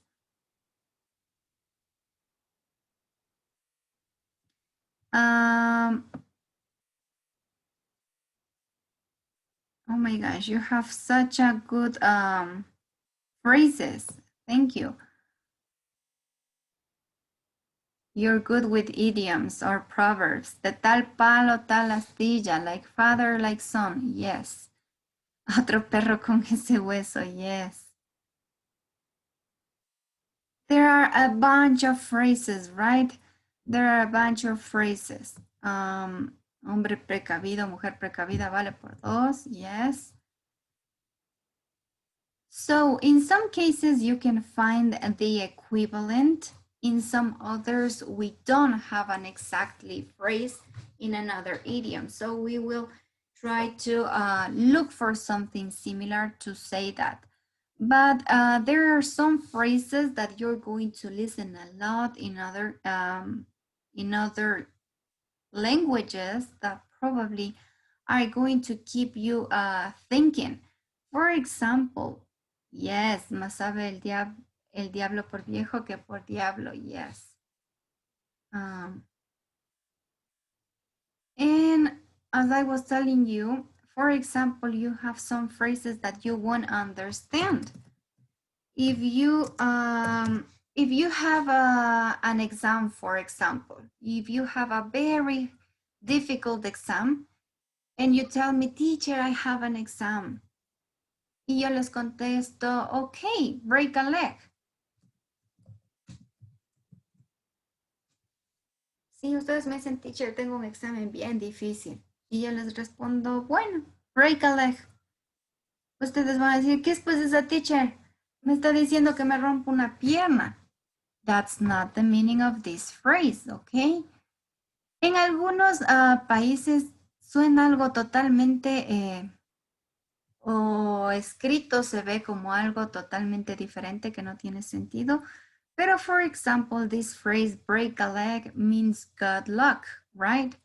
Good luck. So, instead of saying good luck, you can say break a leg. ¿Sí? Rómpete una pierna, que sería en realidad como decirle, ten mucha suerte. Si ustedes lo toman de forma literal, van a decir, esta teacher está loca, me está diciendo que me vaya y me rompo una pierna. Pero no, en realidad, the meaning is different. So, from proverbs or maybe idioms, you don't take the phrase literally. You will have to think about the meaning. ¿Sí? No siempre se toman de forma literal. Estas frases generalmente nosotros tenemos que pensarlas un poquito más porque tienen otro significado, ¿sí? Otro significado. El significado sería un tanto más figurativo que literal. So, we're going to move to page 28 of your books. There you will find a nice reading about Proverbs. And we're going to see some other phrases and some other proverbs that we can use in different places. So I'm going to ask some of you to help me reading. And if we find any new word, you are welcome to ask for the meaning of this word, okay? So, for example, here we have, do you have similar proverbs in your language? Are proverbs used in the same way? Vamos a ver si tenemos un equivalente a estos proverbs que vamos a ver en la lectura en español, okay? So first we have the title of the reading, Proverbs, the wisdom that binds us together. The wisdom that binds us together. ¿Qué significará? ¿Qué quiere decir este título?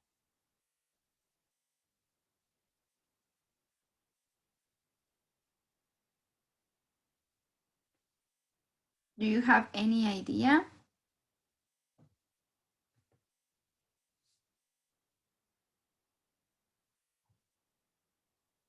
What's the meaning of wisdom? Do you know? Sabiduría, teacher. Exactly. Entonces, por ahí va el tema, ¿no? La sabiduría que nos mantiene o que nos... sí, que nos ata o que nos mantiene unidos sería, ¿verdad? So, binds would be or would mean atar o mantener.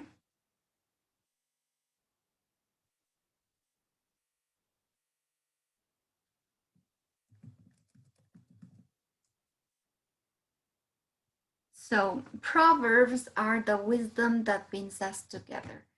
Sí, los proverbios serían la sabiduría que nos mantiene unidos. What do you think this title says? Let's see. Vamos a ver de qué se trata. Can you please help me reading the whole first paragraph? Please, can you help me reading? Dianita, can you help me with the first paragraph?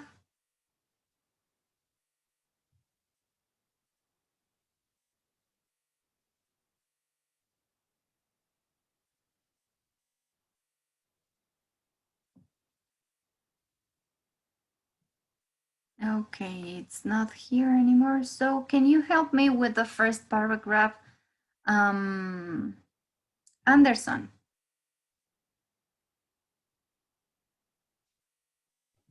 A ver. The wisdoms that binds us together. Proverbs exist in every language and culture and are a way of passing down full wisdom or common sense from generation to generation. Who doesn't remember a time when they were struggling with a problem or dilemma, and someone guilty of proverbs that aptly summed up or explained the situation. Als far in love what describe in just that is often current in a romantic relationship and may help some of us accept it. Absent makes the heart ground fonder is meant to give hope when a loved one is far away. When that same relationship is brought to an end by distance, we hear of things, sides of our mind. So here we have, I think here we have a lot of new words. Can you help me with the words that you don't understand the meaning, please? Strongly, aptly, Aptly, okay.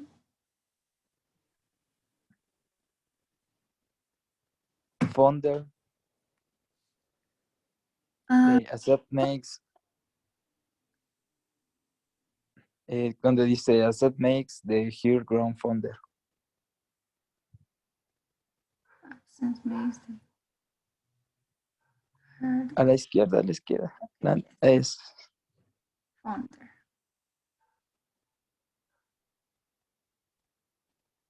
Maybe sum up. Folk wisdom. Folk wisdom, okay.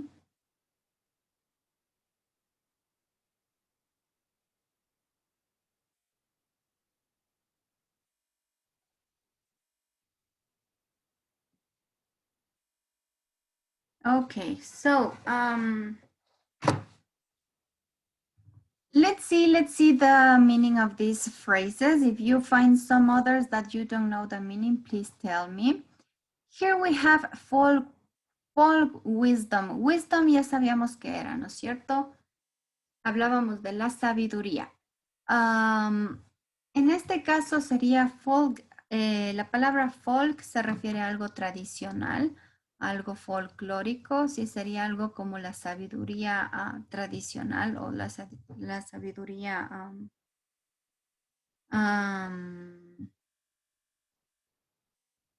yes, I would say that traditional fits better, but just let me look for something else. Popular podría ser, yes.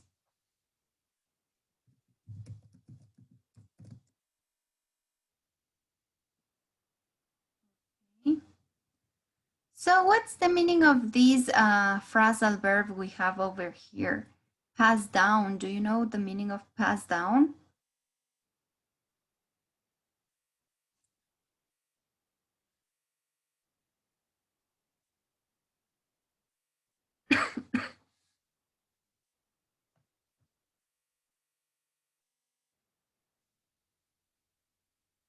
Do you know what's the meaning of this pass down?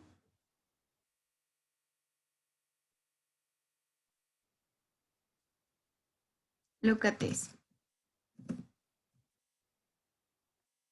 So up to this point, what do we have? Proverbs exist in every language and culture and are a way of passing down folk wisdom or common sense from generation to generation. ¿Sí? Los proverbios existen en todos los lenguajes y culturas y son una manera de heredar la sabiduría popular o el sentido común de generación en generación. ¿Ok? So, who doesn't remember a time when they were struggling with a problem or a dilemma and someone quote a proverb that applies sum up or explain the situation? Here we have another word. Okay, so let's unscramble these meanings. Here we have struggling. The meaning of a struggle would be like luchar o enfrentar. See, that would be the meaning of a struggle or struggling. So struggling means like estar en apuros también.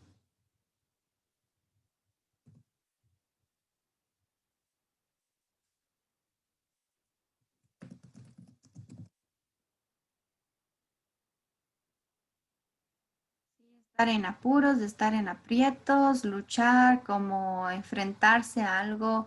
That would be struggling. So here you have the meaning of these words. So let me change color because I think that you cannot see from there. Okay, I think, oh no, way worse.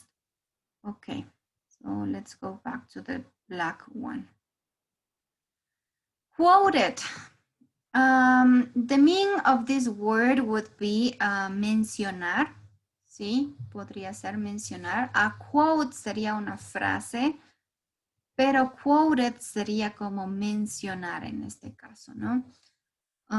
So let me write over here, mencionar. And then we have aptly sum up. Any idea about this one?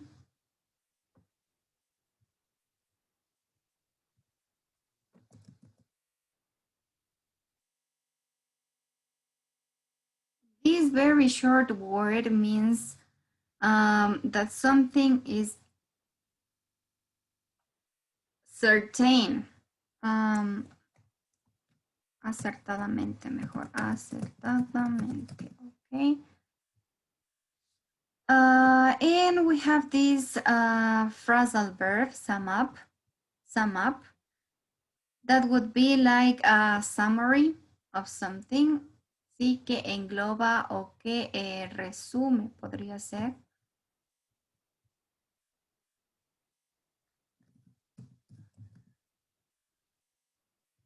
Okay, so let's see what does it means there, or what does the reading means up to this point.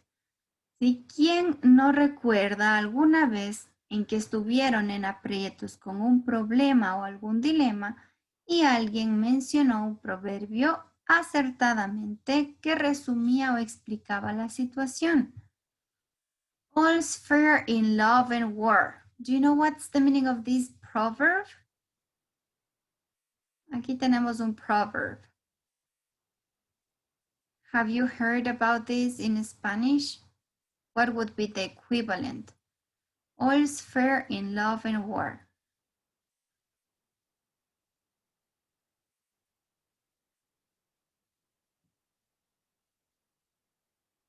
¿Cuál sería el equivalente en español de este proverbio?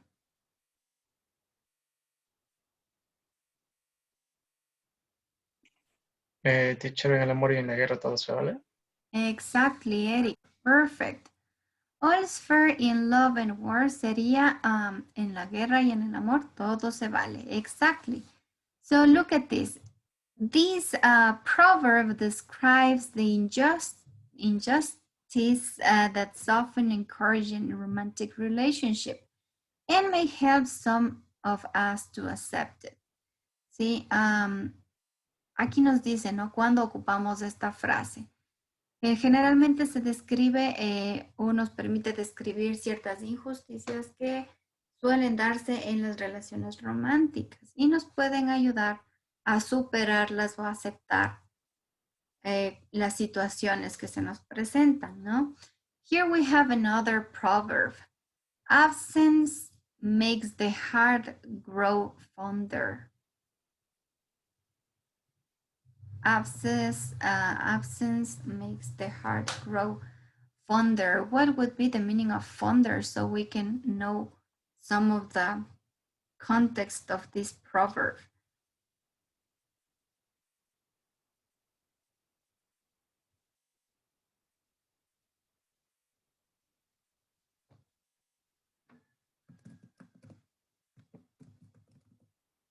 The meaning of this word is cariñoso en español, fonder, ¿ok? Y aquí nos dice, absence makes the heart grow fonder. Is meant to give hope when a loved person is far away. We have an equivalent here. Aquí dice, la ausencia hace que el corazón sea más cariñoso. ¿Cuál será como que el equivalente aquí? Dice, es dar esperanza cuando un ser amado está lejos.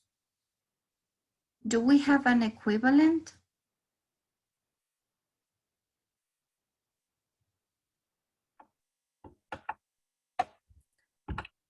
¿Qué frase podrían ustedes decir que se parece?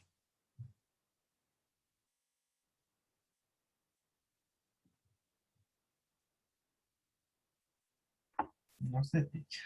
No, ¿verdad? No tenemos como una frase que nos represente, ¿no? Cuando alguien que queremos se va lejos, no es como que alguien nos pueda decir un proverbio para seguir esperando a esa persona, ¿no? When the same relationship is brought to an end by distance, we hear, cuando una relación se termina por la distancia, generalmente a ustedes les van a decir out of sight, out of mind. Fuera de la vista, fuera del corazón sería, ¿no? Pero nosotros sí tenemos un equivalente en español. Cuando alguien tiene una relación a distancia, ¿qué suelen decir? Felices los cuatro del corazón que no siente, dicho. Ojos que no ven, corazón que no siente, o dicen, alguien me dijo por ahí, felices los cuatro. Tenemos amor de lejos. ¿Qué sigue? Ustedes ya saben, ¿no? Amor de pendejos. Amor de lejos, amor de pendejos, ¿no? Estos serían como los equivalentes a esta frase. Out of sight, out of mind. Okay, so we have seen some similarities with the Spanish, and in some cases we cannot find the same phrase in another idiom. ¿No? En algunos casos no se pueden encontrar esas frases en otro idioma, como en la de absence makes the heart grow fonder. I don't think we have something similar here in Spanish. So, can you please help me reading the second paragraph, please? Brian, proverbs have lasted for thousands of years.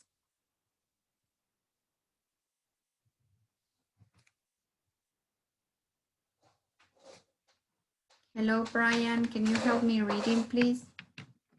Listo, teacher. A ver, dice, proverbs have lasted for thousands of years, probably because they're so memorable. Memorable. Memorable. Some are language, such as metaphors, repetitions, and rhymes. The metaphor of the flyer. Flying? Frying. Teacher, ¿qué es ese Out frying? of the frying pan. Frying pan and the repetition of the constants. T makes it easy to remember is two to tango. The remain when the cat's away, the miss will place comes to mean as some as the boss live on vacation. And the repetitions of the structure in one piece to exist. Make this an extremely catchy phrase. Exactly. So here we have some other new words, guys. Tenemos aquí más palabras nuevas, I think. For example, here we have proverbs have lasted for 1,000 years, probably because they are so memorable. Sí, estos proverbios han durado o han perdurado por años, por miles de años, porque son muy memorable, son memorables, ¿sí? Some are short and concise. Algunos son cortos y concisos, like practice makes perfect. Tenemos un equivalente de este dicho. ¿Cuál sería? Practice makes perfect.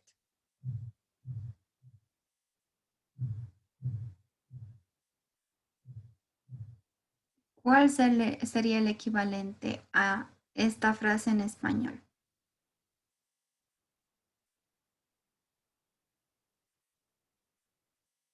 Practice makes perfect.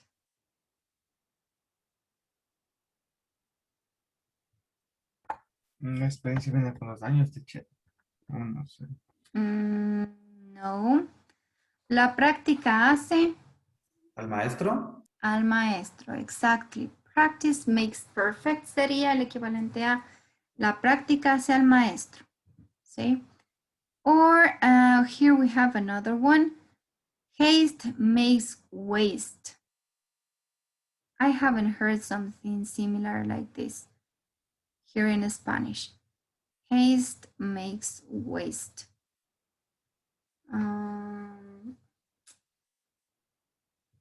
¿Cuál podría ser? Algo como que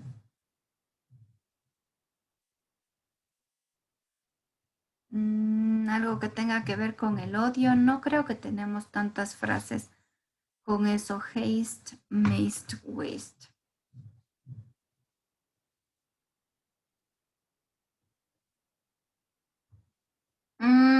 Podría ser, yes.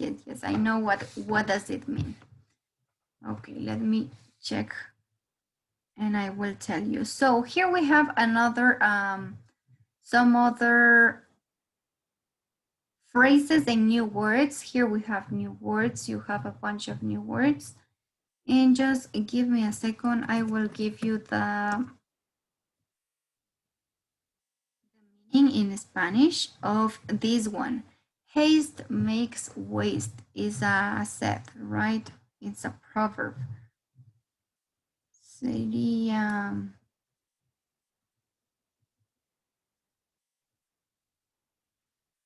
Let me see.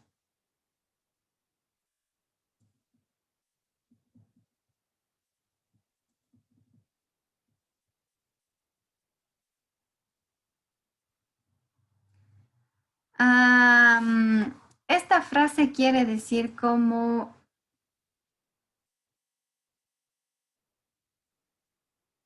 no sé si han escuchado. How do you say it? Teacher, ¿no trata de decir como que todo al apuro sale mal? Algo así, exacto. Es como, hay una frase en español que la ocupamos para decir como... No es esta vísteme despacio que tengo prisa, sino más bien... ¿El vago trabaja doble? No, más bien tiene como que el sentido de que cuando uno hace las cosas al apuro le salen mal, sino que más bien a veces hay que hacer despacio, aunque uno esté con las cosas de apuro. Hay una frase, no recuerdo en este momento en español, si ustedes la saben, mejor. Pero sí, hay una frase que nos permite a nosotros decir que hay que hacer las cosas lento, aunque estemos deprisa. Haste make waste. Lento pero seguro. Algo así, exacto, como el lento pero seguro. Look at this. While others use a poetic language such as metaphors, repetitions, and rhythms. So that's why these proverbs catch our attentions, or maybe we can memorize them better. Sí, por eso a veces es más fácil memorizar los proverbios. ¿Por qué? Porque una son metáforas, ¿no? Estamos hablando con metáforas. Dos, escuchamos a mucha gente repetir este tipo de frases a lo largo de nuestra vida. Y la tercera, some of them make rhythm. Sí, algunas de ellas riman o tienen alguna como un sonido pegajoso, se podría decir, ¿no? So, for example, here we have a metaphor. Out of the frying pan and into the fire. ¿Sí? Si ustedes le traducen de forma literal,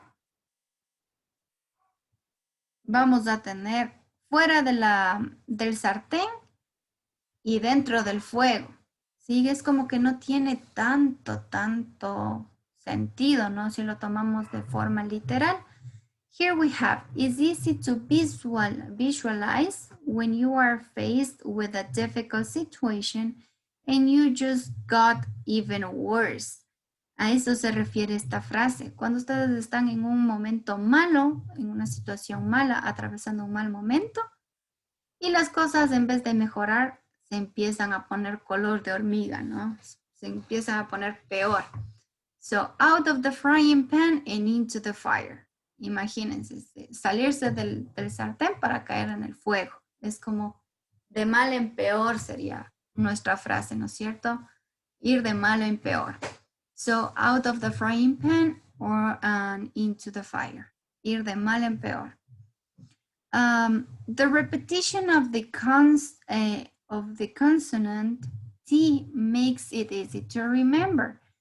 ¿Sí? En algunas frases o proverbios o frases idiomáticas en inglés van a encontrar mucho que se repite el sonido de la T, de la letra T.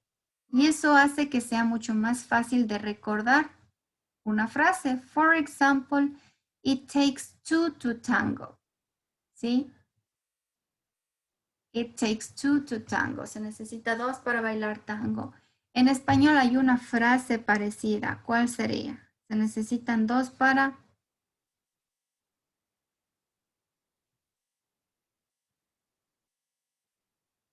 Para pelear. Okay, you need two to fight. Ajá, necesitas de dos para pelear.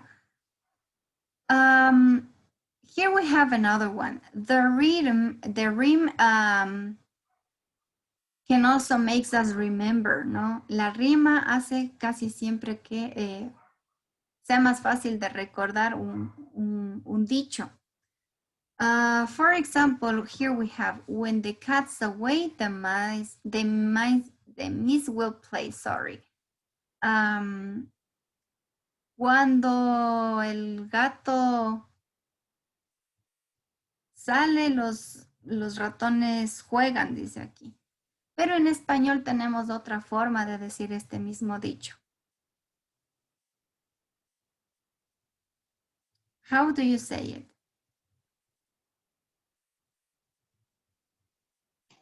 Cuando el gato no está, los ratones hacen fiesta. Exacto. Cuando el gato no está, ¿no es cierto? Los ratones hacen fiesta. Acá dice will play, los ratones juegan. En nuestro caso, los ratones hacen fiesta. Yes. So comes to mind too, as soon as the boss leaves on vacation, and the repetition of the structure in once bitten, twice shy makes it an extremely catchy phrase. Y aquí lo que nos quiere decir es que en realidad todas estas frases o proverbios tienen o se vuelven algo pegajosas, ¿no? Que a nosotros con la repetición uno está, no se le va de la cabeza, se le quedan en la cabeza, ¿no? That's a catchy phrase. So, teníamos, cuando el gato se va, los ratones juegan. Aquí tenemos otra frase. Once bitten, twice shy. Once bitten, twice shy. Have you heard that?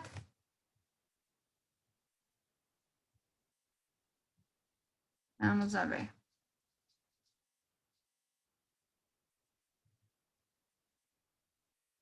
So here we have some new phrases. Estas frases idiomáticas también se recuerdan mucho porque son cortitas, ¿no? Twice bitten, no, once bitten, twice shy. La primera, si la traducen de forma literal, la primera vez mordido y la segunda vez ya eres tímido. ¿Cómo sería? Es como que, ¿cuál sería el equivalente? Aquí tenemos la primera vez mordido, una vez mordido, la segunda vez ya es tímido. Eso significa más o menos. But I don't think that we have an equivalent in Spanish for this proverb. No creo que haya como que un proverbio o algún dicho que sea parecido en español. Once bitten, twice shy. Anyway, if something comes to my mind, I will give you the hint. Let's continue with the next part. So until this point, as you can see, proverbs sometimes are catchy because of the rhyme and because of the sound and because of the meaning, ¿no? Son divertidos o son fáciles de recordar por la rima, por el significado.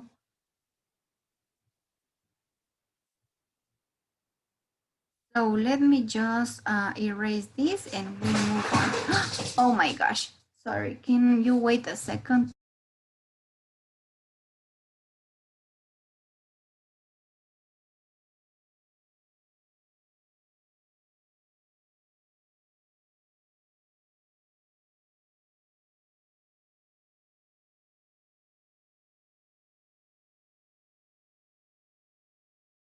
Sorry guys, my dogs are crazy and they are making noise like there were nobody in the house. Okay, so let's move on, and we're moving and ending with this part of the Proverbs. Here we have just 3 more paragraphs. Can you help me with this one, please? Eli Andrango, can you help me reading this one, please?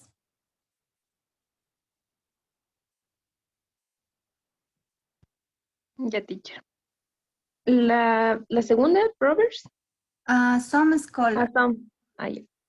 Some scholars who study Proverbs look for examples that are unique to a particular culture as key to understanding cultural differences. Others focus on the proverbs that appear in almost every language as a way of defining a common wisdom that binds all humans together. Exactly. So, for you, if you have children, maybe you are going to see that they are asked for these proverbs at the school, ¿no es cierto? En la escuela a veces les mandan a los niños a buscar proverbios o frases que son únicas culturalmente. Because these are the key to understand cultural differences. Hay algunas frases que no vamos a encontrar en otros idiomas, ¿no? Porque son netamente culturales, son una llave o una manera para que nosotros podamos entender las diferencias culturales. So, for example, some proverbs help us to understand cultural differences. Some others define the common wisdom. Okay, so algunos proverbios son más bien de sentido común o como decía al inicio de la lectura, ¿no? De folk wisdom, o common sense, de sentido común o de pues sentido popular o de algo tradicional que se pasa de generación en generación. Which proverbs do you think are just from Ecuador? ¿Qué proverbios han escuchado o creen que nos identifican como ecuatorianos? ¿Qué frases idiomáticas o qué proverbs do you think are just from Ecuador?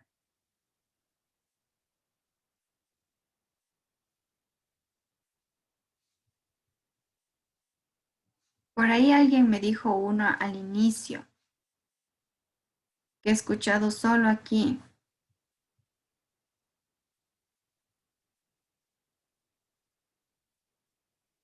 Chuya vida, teacher. Chuya vida, ajá, exacto, el chuya vida.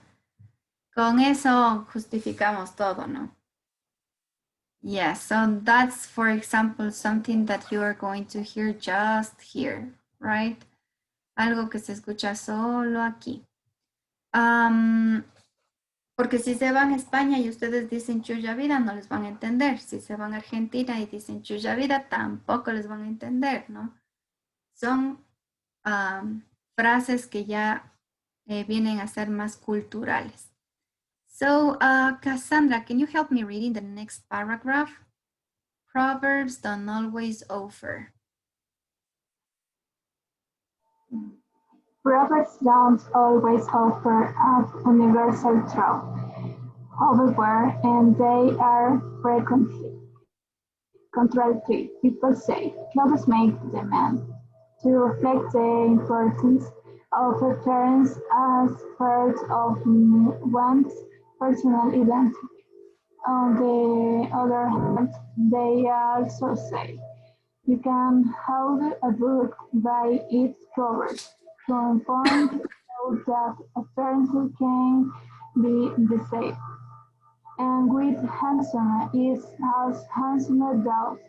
They stress the value of good behavior over good looks. Exactly. So here we have, for example, a proverb don't always offer up a universal truth. However, they are frequently contradictory. Si no siempre son verdades universales, a veces más bien tienden a ser frases contradictorias, ¿no? For example, people say clothes make the man. La ropa hace al hombre, ¿sí? Ese es uno de los proverbios que se escucha bastante. To reflect the importance of the appearance, right? Este proverbio generalmente se utiliza para darle mucha importancia a la apariencia física, ¿sí? O a la identidad personal. Clothes make the man, ¿sí? La ropa o el traje hace al caballero, ¿no? On the other hand, they also say you can judge a book by its cover. No podemos juzgar un libro por su portada, ¿no? You can judge a book by its cover. Ven que son contradictorias. En el uno tenemos el traje hacia el caballero, ¿no? Estamos hablando únicamente de la apariencia personal. Pero por otro lado, aquí tenemos otro proverbio, otra frase. No se puede juzgar por la portada, es decir, que no podemos juzgar únicamente por la apariencia, ¿no? So, sometimes these phrases can be contradictory. Algunas veces pueden resultar un poco contradictorias estos proverbs. And for example, here we have handsome is as handsome does. They stress the value of good behavior over good looks. ¿Sí? Aquí en lugar de enfocarnos en la apariencia, más bien nos enfocamos como en el interior de las personas, ¿sí? En el comportamiento. Aquí dice, handsome is as handsome does. A una persona simpática es tan simpática como es, pero no tiene sentido en... Sorry, guys, no tiene sentido en español, sino más bien que esta podría ocuparse únicamente en English, ¿sí? Let's continue with the last paragraph, and with that we end with this proverb. And look at this. So can you help me reading the last phrase, please, Alex? Well, teacher, so why proverbs can help us was on universally shared window. They also for us to reorganize that life is complex and that there are no easy answers. The complexity of the human condition as reflected in Proverbs is yet another theme that is shared by people around the world. Exactly. So while Proverbs can help us grab some universally shared wisdom, ¿sí? Dice, mientras que los proverbios nos ayudan a nosotros, let me just write that name over here. Grasp. Do you know what's the meaning of grasp? Mientras los proverbios o algunos proverbios nos ayudan a entender, aquí tenemos otro, un sinónimo de understand, ¿sí? Grasp. So while proverbs can help us grasp some universally shared wisdom, de forma que los proverbios nos permiten a nosotros entender algunas verdades o algún conocimiento universal, también nos permiten a nosotros reconocer la complejidad de la vida, porque ustedes están diciendo a través de metáforas, ¿no es cierto? Cierto tipo de consejos, podría ser, que no son fáciles de afrontar o que no son fáciles, situaciones que no son fáciles de contestar.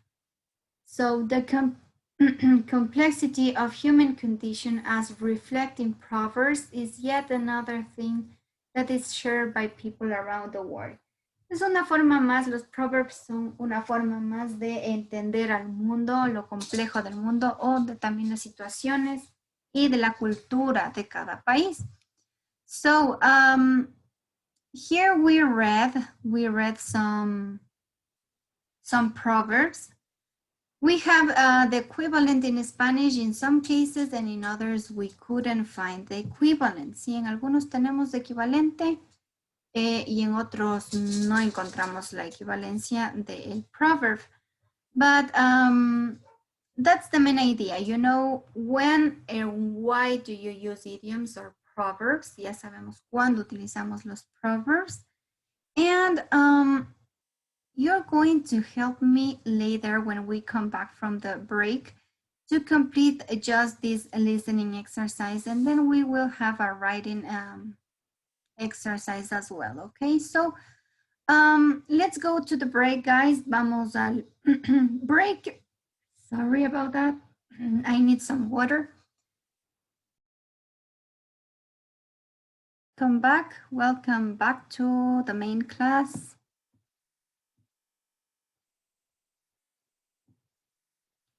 As we were discussing a little bit about these proverbs, here we have some other proverbs, guys. So can you please, guys, help me reading the next proverbs? Here we have some proverbs in Spanish, in Russian, in Portuguese, and Chinese.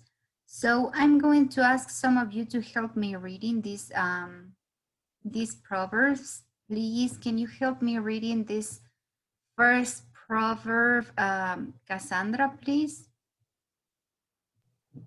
Every Tuesday has its Sunday. Every Tuesday has its Sunday in Spanish. Have you heard that? ¿Han escuchado este dicho? Cada martes tiene su domingo.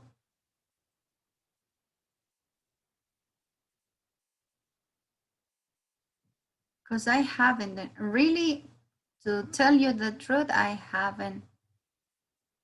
Honestly, I haven't heard this one before. So let's see the next one. Can you help me reading the next one, Sabrina?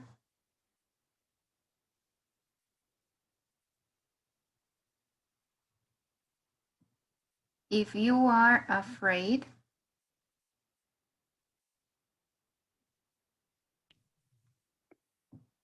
If you're afraid of the wolves, don't go into the woods. Exactly. Thank you. So if you're afraid of the wolves, don't go into the woods. Si tienes miedo a los lobos, no vayas al bosque. Okay, so let's continue with the next one. Josie, can you help me reading this one, please? Yeah. Hard bread is better than nothing. Exactly. Hard bread is better than nothing. Pan duro es mejor que nada. Okay, and then we have the last one. Please, can you help me reading this one, Digna?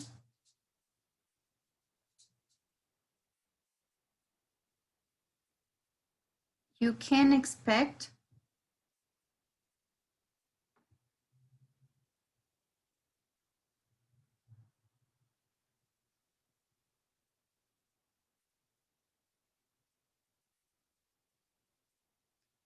Okay, if Digna can't read it, can you help me reading this one, Laura?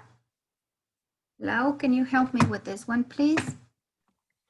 You can expect both ends of a sugar cane to be sweet. Exactly. No se puede esperar que los dos lados del del bastoncito de dulce o de cualquier dulce sean dulces, ¿no? So what are we going to do now? We're going to listen to some people talking about these 4 proverbs, okay? Help me recognizing which proverb comes first, which one are they talking about, and what do they mean? ¿Sí? ¿Qué significarán o qué quieren decir estos 4 proverbios?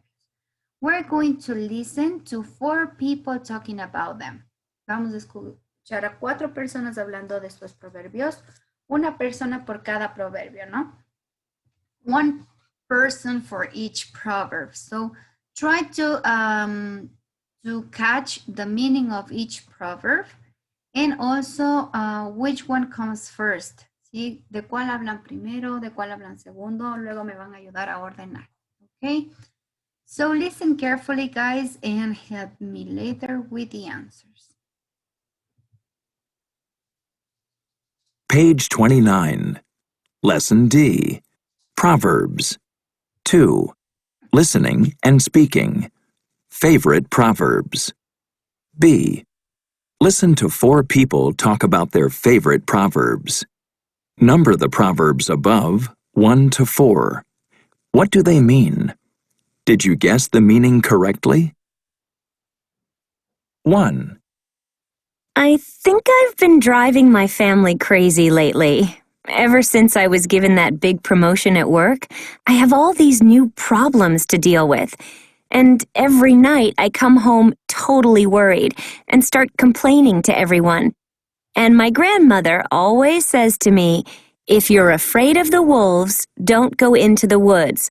Like, I chose to accept this promotion, so I have to accept all the problems that come with it.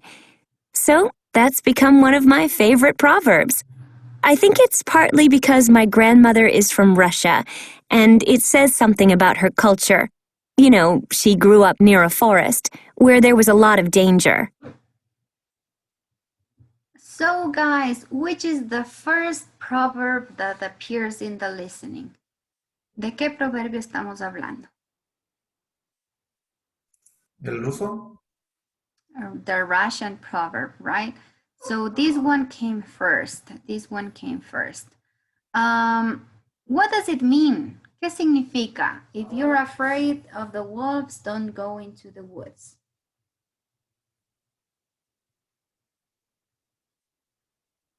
¿Qué querrá decir?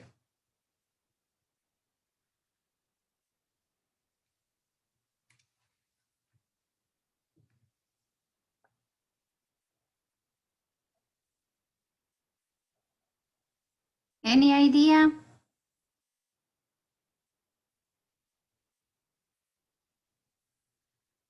Josie, what do you think this proverb means? ¿Qué significará este proverbio?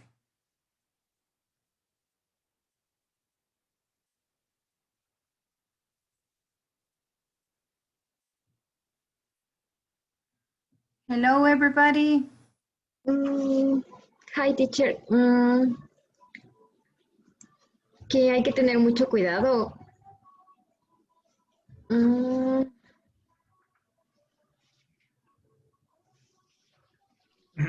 Teacher dice que si no, que si tienes miedo no vaya al bosque. O que si tienes miedo a los lobos no vaya al bosque. And in real life, en la vida real, ¿cómo se aplicaría? Justo la chica nos estaba diciendo algo de su trabajo.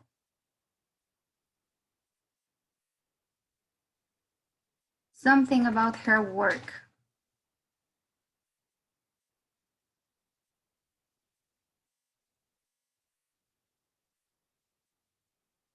Listen again so you can help me with the answer, okay?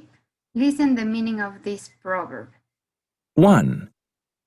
I think I've been driving my family crazy lately. Ever since I was given that big promotion at work, I have all these new problems to deal with. And every night I come home totally worried and start complaining to everyone. And my grandmother always says to me, if you're afraid of the wolves, don't go into the woods. Like, I chose to accept this promotion, so I have to accept all the problems that come with it. So that's become one of my favorite proverbs. I think it's partly because my grandmother is from Russia, and it says something about her culture. You know, she grew up near a forest, where there was a lot of danger. So guys, can you tell me what does it mean? ¿Qué significa if you're afraid of the wolves, don't go into the woods? Teacher, ella tiene un ascenso, pero le va a traer problemas. Entonces, que si no sabe cómo resolverlo, que mejor no se mete. Exacto, exacto. No se puede aceptar responsabilidades si no se está dispuesto a lidiar con las consecuencias, ¿no? So that would be, if you're afraid of the wolves, don't go into the good woods. Thank you, Leo. Let's continue and let's see if you can catch the second proverb. 2. My favorite proverb in Portuguese is hard bread is better than nothing. I like it because it reminds me that when times are bad, you have to be grateful for the little that you have. And I thought of this proverb the other day when I was talking to a friend of mine. She's living with her parents while she looks for a job, and she isn't paying rent or anything because she's not earning any money. And she started complaining to me that she doesn't like the food her parents cook. Can you believe it? 3. Okay, guys. So the second one is which proverb? Can you help me with that? Lau, which one is the second one? The second proverb.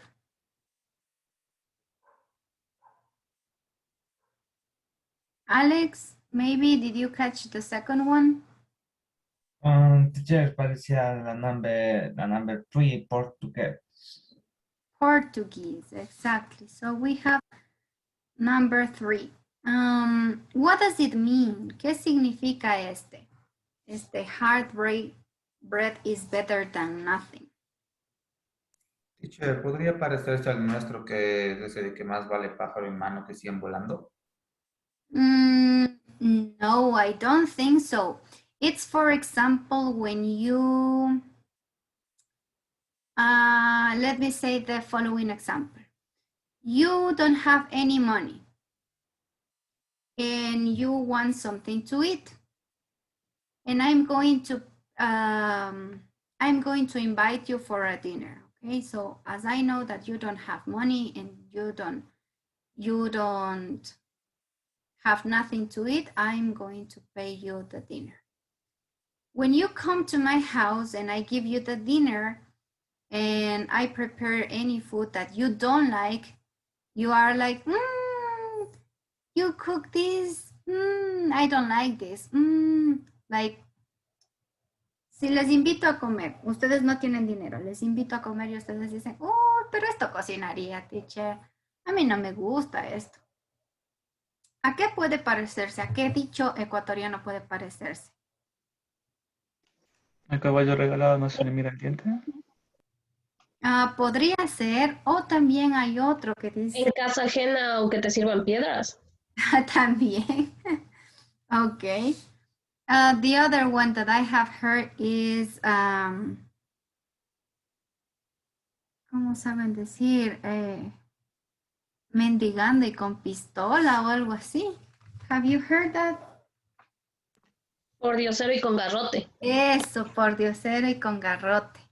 So that would be the case of this, this proverb. Hard bread is better than nothing. ¿Sí? El pan duro es mejor que nada en este caso, pero tiene el mismo contexto que los que ustedes me acabaron de decir. Okay, so let's listen the next one. Vamos al siguiente. My father is always quoting proverbs to me in Chinese, and my favorite one is, "You can't expect both ends of a sugar cane to be sweet." He used it recently when I was complaining about my new apartment. You know, I'm glad I moved into the city, but I've really been bothered by all the noise. So I was telling my father this, and he responded with the proverb about the sugarcane. It means that you can't have the advantages of something without the disadvantages. It always makes me stop and think a bit. Okay, the next one is the Chinese one, right? What does it mean? You can expect both ends of a sugar cane to be sweet. ¿Qué significará? ¿Qué quiere decir?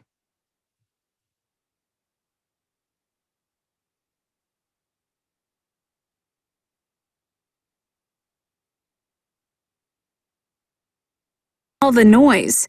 So I was telling my father this, and he responded with the proverb about the sugarcane. It means that you can't have the advantages of something without the disadvantages.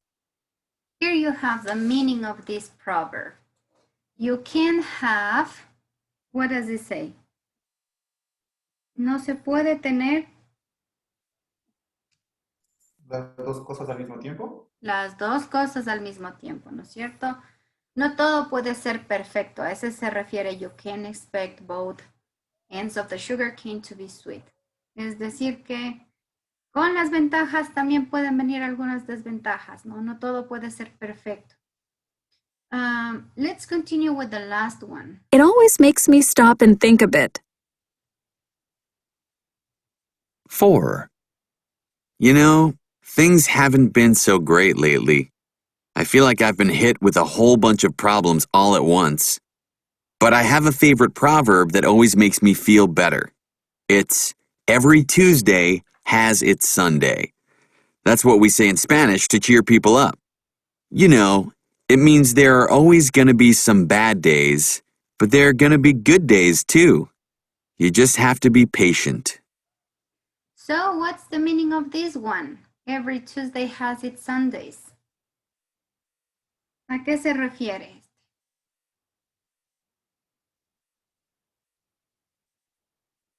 This proverb.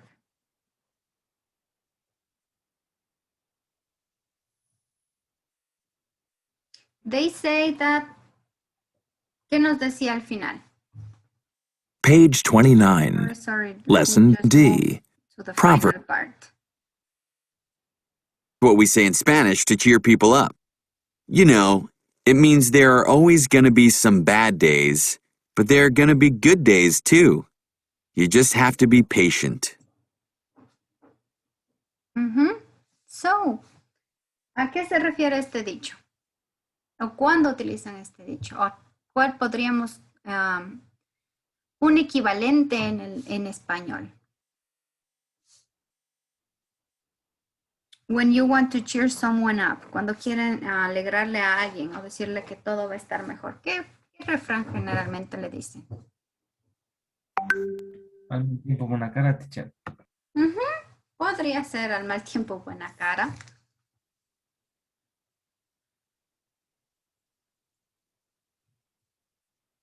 What else?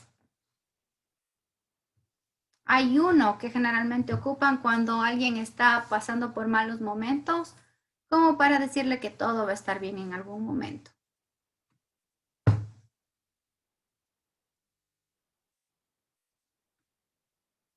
¿Cuál será? Después de la... La tormenta sale el sol. Después de la tormenta sale el sol o después de la tormenta viene la calma. No, ese sería como el equivalente. Nos sirve para animar a alguien. ¿Sí? Now, here we have, here a little bit below, we have 4 phrases. Which one do you think that fits the best with the proverbs that we read ahead? ¿Cuál de estas frases podría coincidir con los proverbios que tenemos en la parte de arriba? You can't have your cake and eat it too. No puedes tener el pastel y comértelo también. ¿Con cuál creen que combinaría mejor? ¿O a cuál de estas? Con el de Chinese, teacher. Con el Chinese, right? Chinese, okay, so let's write over here Chinese. What about the next one? Every cloud has a silver lining. No hay mal que por bien no venga.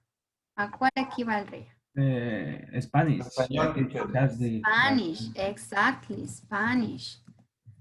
Sí, este que tenemos aquí, every cloud has a silver lining, sería no hay mal que por bien no venga. Letter C, if you can't stand the heat, get out of the kitchen. Russian teacher. Ajá, si no soportas el fuego, afuera de la cocina. Salga nomás. Russian, okay? And the last one, beggars can be choosers. Los pordioseros.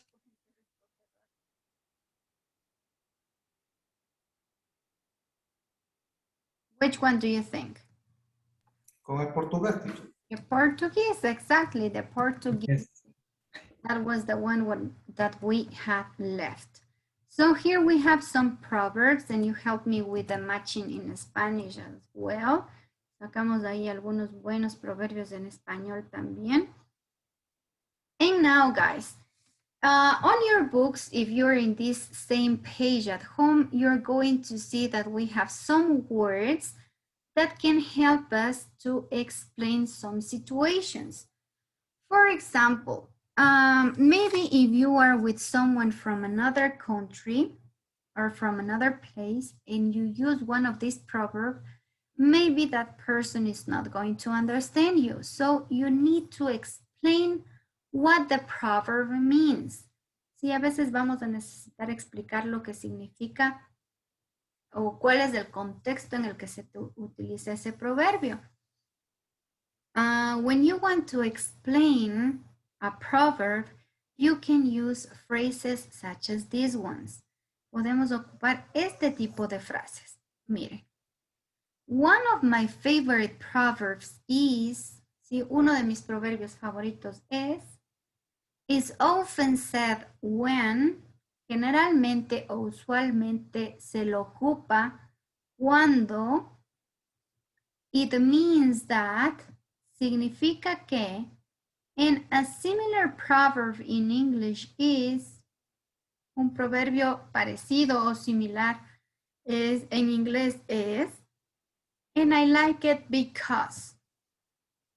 Y me gusta este proverbio o este dicho porque Entonces vamos explicando. Here we have an example and you're going to help me reading this example, okay? Pay attention to the example because this is going to be your classwork, okay? So pay attention. Can you help me reading this email, please? Sorry. Nancy, are you there? Yes, teacher. Help me reading the email, please. Just one watermelon at a time. Yeah. Dice, just one watermelon at a time. One of my favorite Arabic proverbs is you cannot carry two watermelons in one hand. It is often cited when a person is taking on too much work or too many challenge. It means that you need to focus on one important task at a time and do it well. A similar proverb in English is don't bite off more than you can chew. I like the proverb about watermelons because it is an excellent metaphor. Whenever I have to decide about a new project, I can see myself trying to carry two watermelons, and I stop and think about how much work I can handle. I stop and think about how much work can I handle. ¿Cuánto trabajo puedo ocuparme? ¿De cuánto trabajo puedo ocuparme? Sí, en este caso estamos explicando este proverbio que dice, no se puede sostener dos melones o dos sandías, perdón, con una sola mano. ¿Sí? ¿A qué se refiere? A que no podemos hacer todo al mismo tiempo, no podemos ocuparnos de todo. ¿Sí? Entonces, miren, here you have some of the phrases that have been applied in this short writing. What are you going to do now, guys? You're going to do something similar. You will have to write or to write a short article explaining me about your favorite proverb or your favorite idiom, ¿ok? Van a elegir el que ustedes quieran, el proverb que a ustedes les guste más y lo van a explicar. Using these phrases, okay? Using these phrases. Vamos a utilizar estas frases. So I'm going to share you the link of Padlet so you can start writing about your favorite proverb. Don't forget that you need to use these phrases. Necesitan utilizar las frases que están aquí en subrayadas, ¿no? So let me see if you can open the link. Did you get the link, guys? Do you have the link on your chat?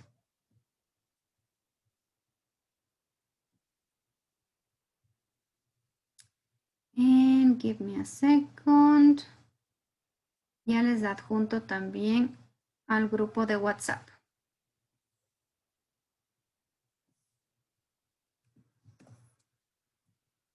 Okay, guys. There you are. You have the link. Can you please start writing about your favorite verb? And please do it in real time. We will be checking, Teacher Diego and me are going to be checking that you are writing in real time. The activity is already created. Ya está creada la actividad, chicos. Y pueden, apenas terminen de escribir sobre su proverb favorito, pueden subir la evidencia. Okay, guys. Okay, as I can see that you are completing this exercise, just give me a second. I have a problem here with my dog because I think that maybe a bee bit him and he is very anxious and I need to go to the vet. So sorry about this. Let me just start. Okay, I can see that most of you complete the exercise, the Padlet. So I can now explain you what are you going to do for next week. For next week, you will have to prepare the project, the first project of this semester. The project is going to be something very similar to the videos that you used to make. But the thing is that this time you're going to need some extra preparation. What do I mean with extra preparation? You will have to make a short research about a specific topic. For example, let me share with you the document so you know what I'm talking about. Okay, here you have the project. The project is going to be this time about the topic of unit number 3. So you will have to make a short research about a culture, any culture that you feel interested in, and you will have to prepare a short video. In this video, you will have to talk about some relevant points of the culture that you chose. For example, you can obviously, you're going to say the name of the culture or the country. You're going to explain us why did you choose this culture or country? Where is it located? What language do they speak? Maybe the food they eat. If they listen to different kind of music, which one do they listen? What traditions these people have? And so on. So for the video, you're going to include images or pictures, and you will have to explain or to talk in a fluent English during the video about the culture. So This video is going to last as maximum 10 minutes. ¿Sí? Va a tener una duración máxima, exagerando de 10 minutos. No puede pasarse de 10 minutos. Here you have the explanation, but maybe you are wondering, how should I do this? Si a lo mejor se están preguntando y dicen ustedes, ¿y ahora cómo hago esto? No tengo ni idea de cómo hacer este project. I'm going to play a short video so you can know what I'm talking about or what do you have to do. Sí, les voy a compartir un video. In this video you have an explanation of different cultures. Sí, aquí ya hay una explicación como de diferentes culturas para que ustedes puedan tener una idea de cómo podrían hacer. Ustedes solo se van a basar en una cultura, just in one culture, ¿ok? In one culture or in one country. Look at this. Let me share with you the video so you know what I'm talking about. Here we are. This is just an example. You don't have to do it exactly the same, but it's an example. Okay, so let's listen to the example. America. The 5 most spoken languages in America are English, Spanish, Mandarin, Tagalog, and Vietnamese. The most popular religion in the US is Christianity, with the majority of the population celebrating Christmas, Thanksgiving, Halloween, and Easter. However, America is often described as a melting pot because so many different cultures have contributed to what's become American culture.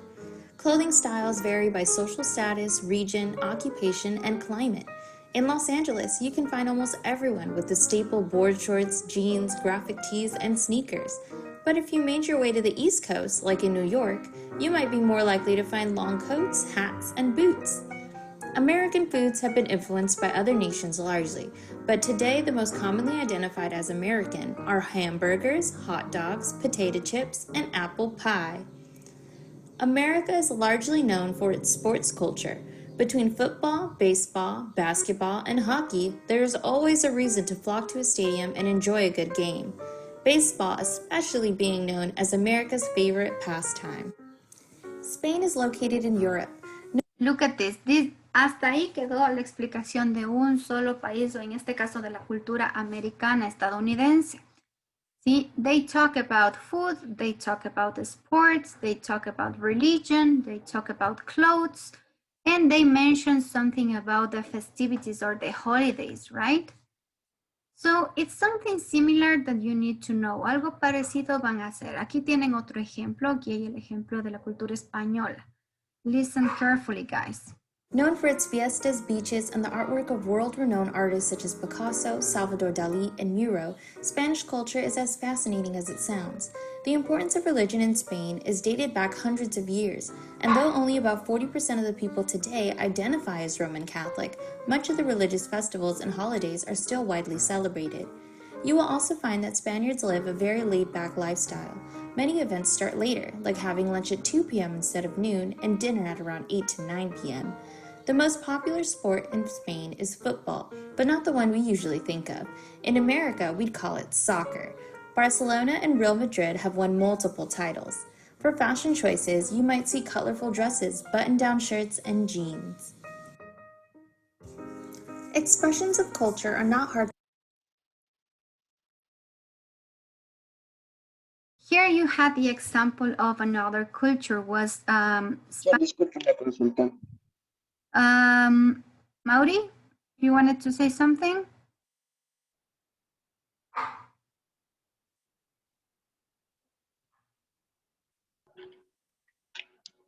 Teacher, ¿Falta ¿sí me algo, escucha? Mauri? There is an estimate. ¿Sí me escucha, teacher? Disculpe. Yes, I can listen to you. Pensé que no me escuchaba. Teacher, disculpe, tenemos que tener la plataforma ¿hasta qué unidad? Hasta la unidad 3. Sí, para Teacher, pero todavía sí está habilitado, ¿verdad? Sí. Ok, solo eso era por preguntarle, teacher, es que me tocaba igualarme por lo que estas semanas han sido de exámenes y todas esas cosas. Entonces eso, me iba a preguntar. Okay. Thank you, Mauri. Don't worry. Now you know. Ya les voy a explicar lo de la plataforma. Ahorita, Thank you, teacher. no se olviden o ya tienen una idea más o menos de cómo hacer el project de esta semana. ¿Sí? El proyecto o más o menos va a ser como el video, pero el video ustedes hacen de algo mucho más sencillo. El project ya requiere un poco más de research, de investigación. Si van a investigar, van a hacer un video. Igual en Flipgrid, en donde ustedes vayan así explicando de manera rápida y sencilla sobre la cultura de un país, del que ustedes elijan. Sí, explicando la comida, la ropa, las festividades, la religión, la música, las cosas más importantes. Okay, so do you have any questions about the project, guys? Teacher es para next Sunday. Next Sunday. You have, tienen 2 semanas para realizar este trabajo. You have 2 weeks. Este documento, que es el que les estoy compartiendo ahorita, es el que va a estar colgado en su portafolio estudiantil. Ahí les detalla la fecha. Tienen desde hoy, 20 de junio, hasta el 4 de julio para entregar el project. ¿Ok? Van a tener hasta el 4 de julio para poder presentar o hacer su project. Tienen un poco más de tiempo porque es algo, como les digo, que necesita mayor calidad de trabajo. Si no va a ser algo que ustedes simplemente agarren y en una media horita le hagan. Tómense su tiempo de investigar bien, de poner los datos más relevantes de cada cultura, de buscar imágenes o fotos bonitas. Si tal vez es un lugar que ustedes visitaron, pongan las fotos. How much time will this project be, or the video it's going to be? How much time do you have to talk in the video? ¿Cuánto tiempo tienen que hablar en el video? Can you remember? Menos de 10 minutos. Exacto, menos de 10 minutos, porque lo máximo son 10 minutos. Okay, so something else you have for next week, guys. Algo más que tenemos para la siguiente semana. You need to check your cameras and your microphones and your internet connection because next week you have the midterm exam. ¿Sí? Tienen que estar pilas y chequear que sus cámaras se puedan encender bien, que no haya ningún problema con el internet, porque la siguiente semana ustedes van a tener ya el examen de medio semestre. What do you have to study for next week? ¿Qué tenemos que estudiar para la siguiente semana? You have to study everything. You have to study Unit 1, 2, and 3, ¿ok? Tenemos que estudiar las 3 unidades, 1, 2 y 3. Besides that, aparte de eso, la plataforma, ¿sí? La plataforma de Cambridge. Hasta la siguiente semana, hasta el siguiente domingo, debe estar completo la unidad 1, 2 y 3 de la plataforma. You're not working on the platform, guys. No están ustedes avanzando en la plataforma. This can also help you to study. A la par que ustedes van practicando en la plataforma, ustedes ya van estudiando para la prueba. I should have 50% of the progress and I have just 20% of the progress. Tengo solo el 20%. De hecho, me llamaron la atención las autoridades porque este es el único curso que no avanza en la plataforma de Cambridge. Mauri tiene 0, no ha avanzado nada. Lo mismo Anderson, Lily tiene el 3%, Maffer el 10%, Josie el 5%, Eli el 8%. You need to have at least the 50% of the progress, guys. Debería estar ya el 50% del progreso de la plataforma y ustedes no llegan ni al 10 algunos. So, when you are doing your Cambridge platform, remember to check the progress. Sí, acuérdense de ver cómo van avanzando ustedes. I don't take into account so much the score, but the progress, ¿sí? No es que sea tan esencial esta parte del score, que es del puntaje, sino más bien el progreso, es decir, que aquí ustedes ya deberían tener avanzado un 50%. Tengo algunas personas que han avanzado el 30%, el 20%, Alex va al 40%, va muy bien, debe faltarle Teacher, poquito. teacher, yo ya estoy en ese, yo ya terminé todo el 3, ya debería estar el 50%. Let me check. Vamos a ver. Let me check. Why don't you have the 50% complete? Tenemos aquí a Alex Javier Díaz. Let's see.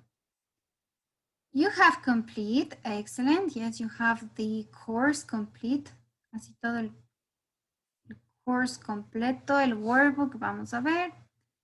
Yes, you have the workbook complete. Just 90%, 96 of the second unit. And you have the video activities complete as well. Yes, you should have. Maybe you don't have the 50%. Tal vez no tienes el 50% completo. Porque, por ejemplo, en la unidad 1 tienes el 94%. Look at this. En la unidad 1 en el course, en el 94% y el 83% en otra unidad. Dígame. A mí me pasó algo parecido con la unidad 1. Justo en la lección C, no se me completa el 100%, teacher. Ya le llené como 5 o 6 veces una actividad, pero aún así no se completa el 100%. Me sale que algo está mal ahí. Y yo sí le pongo a verificar. O sea, eso se había pasado, sí me había pasado a mí igual, pero ya después de una semanita nuevamente lo hice y ya se cargó al 100%.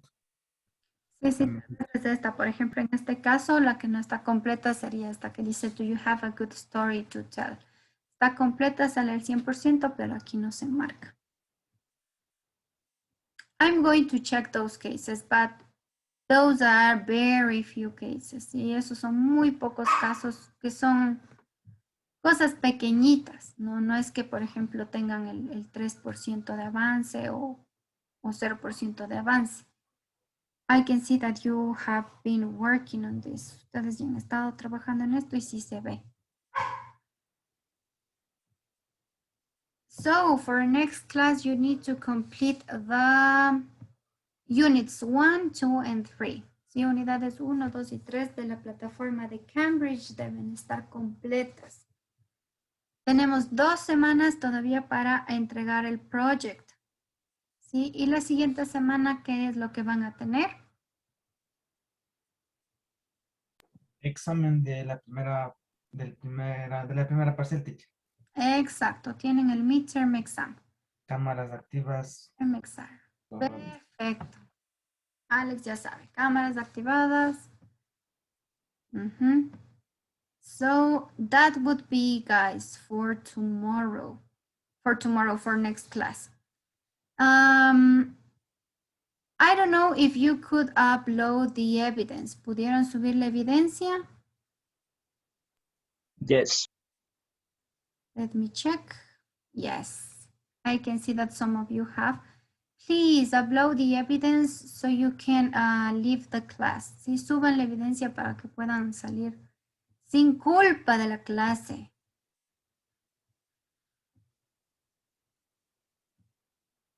And just before you end or you leave the class, don't forget, guys, about the project. No se olviden del project. Ya les voy a crear la actividad para que también puedan compartir las evidencias del video o el link del video una vez que ya suban. Y también no se olviden de avanzar en la plataforma de Cambridge. Any doubts, guys? Any question you may have?